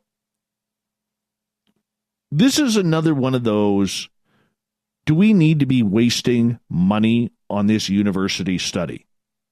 Once again, good money going to waste. Who cares if cats are godlike and owned by atheists? Some moron gave this professor a grant to study whether cats were more for atheism or for Christians. Think about that for a second. Students are starving, tuition's at an all-time high. And no, I don't think there should be free tuition. That's a personal thing I just slipped in there. All right? Student debt is horrendous, but we are wasting money on a study that shows whether or not atheists own more cats than Christians. Oh, Captain Shirk, you got to put this one in the absolutely stupid category, waste of money category for me, because end of the year, I've decided this year, okay, end of the year, I want to go through all of the stupid studies, or what I perceive as stupid, at the end of the year. And we could vote on the dumbest one of the year. All right? One more story here. You may have to be Canadian to understand this, or at least a hockey fan. In Montreal, a young Toronto Maple Leafs fan, which is actually quite blasphemous in Montreal, okay, got a big letdown this past weekend when he discovered that a bakery mix-up had left him with a birthday cake honoring Toronto-based packaged meats company Maple Leaf Foods instead of his favorite hockey team. The boy's stepmother, named Tanya, says her partner had ordered the cake from a bakery near the couple's Quebec home a few days before Jacob's hockey-themed 8th birthday party. When the bakery said they didn't have the team's logo, Levesque suggested that they search for it on Google, remembering that they had made the same cake for Jacob the past 3 years without any issue. Levesque then says the discovery of the mistake an hour before the party left her crying with laughter. But Jacob, well, the 8-year-old was less pleased and refused to eat what he described as a ham cake. She says she has no hard feelings towards the bakery and said the cake was happily enjoyed by the rest of the guests after the party. Facebook post she wrote describing the incident has been shared more than 1,500 times. The Canadian press had a good laugh with this as well, putting on their front cover a birthday cake with Maple Leaf Meats logo on it instead of the Toronto Maple Leafs. You know what? The fact is, Maple Leaf Meats has a better chance of winning the Stanley Cup this year than the Toronto Maple Leafs.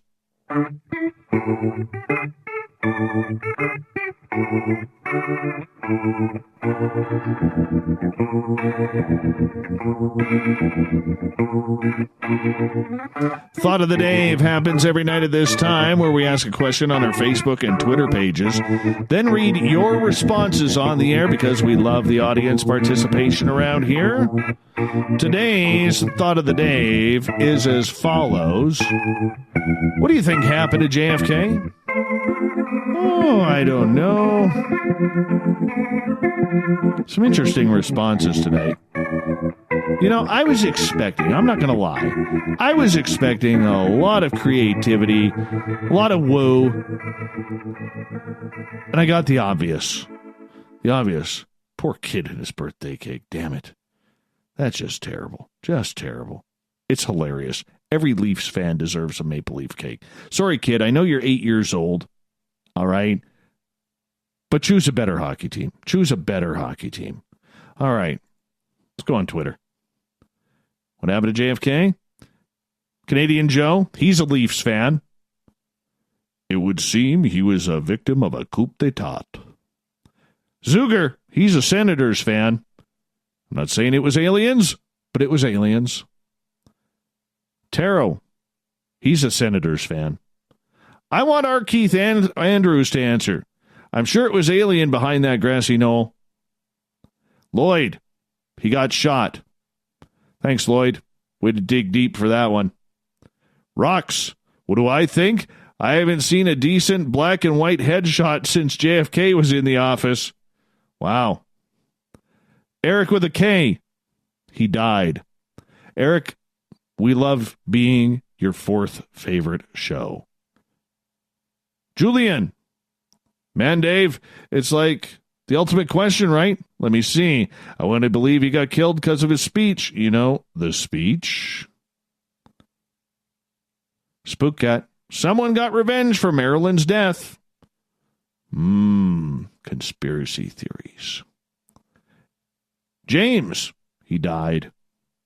No kidding. Everett, lead poisoning? Too soon? Rob, Russian asset. Sound familiar? Michelle, killed by Lee Harvey Oswald, who was a loser and wanted to make his mark on the world. Oh, that's just way, way too innocent. Way too innocent. Jeff, he overstepped his place against some very powerful people and ended up being taken out because of it. Former President Dwight D. Eisenhower warned future presidents with his farewell speech about the military's industrial longhand in government JFK went against them by not wanting to escalate issues in Vietnam and not wanting to be a part of a Cold War with the Soviets. This wasn't good business for military contracts and investments in military industrial equipment. He wasn't a right fit for their need and was disposed of. Johnson came in and the powers got what they wanted, Vietnam and a Cold War with the Soviets. Nice answer. I'll buy that. Thanks, Alex. 200. Tim, military-related corporations had him killed. Cindy, he probably decayed like the rest of us. Terrible. Larry was going to reveal the truth about ETs and the... What the hell is the MIIC? Took him and Marilyn out. Keeping the profits from Vietnam was gravy. Jeanette, I rarely found anyone answer to a single question. People oversimplify, and by doing so, deny themselves the opportunity for truth. Rob Shelsky, former guest, he died. Captain Shirk, when your father goes to the mafia for help in getting you elected president, and then your younger brother pursues them with a vengeance, you're going to pay. Joe gets the last word in his beautiful mane of hair. JFK shot at Oswald first. Thanks to everybody participating in the Thought of the Day. We'll do it again tomorrow. Captain Shirk, fantastic news tonight. The SOR Newswire can be found at spacedoutradio.com. And to Sean DeGrilla for coming on, talking about Lee Harvey Oswald. We got Mr. Ron Bumblefoot Thal rocking in the background with Little Brother is Watching. Bumblefoot is the official music of Spaced Out Radio, rocking us in and out of every single show. Get your horns up for the guitar god himself. Special thanks to everybody listening in at home, at work, in your cars, in our chat rooms, including the SOR Space Travelers Club on our website, and at hashtag Spaced Out Radio on Twitter. Remember, this show is copyright by Spaced Out Radio and SOR Media Ventures Limited. Thank you so much for sharing your evening with us, because together, my friends, we're watching. We own the night. Mr. Bumblefoot, we need a favor. We need you to take us home. I know you're out there somewhere watching me. Oh, like you don't sing along either. Tomorrow night, Geraldine Orozco, The Spiritual You. We'll talk to you tomorrow. Good night.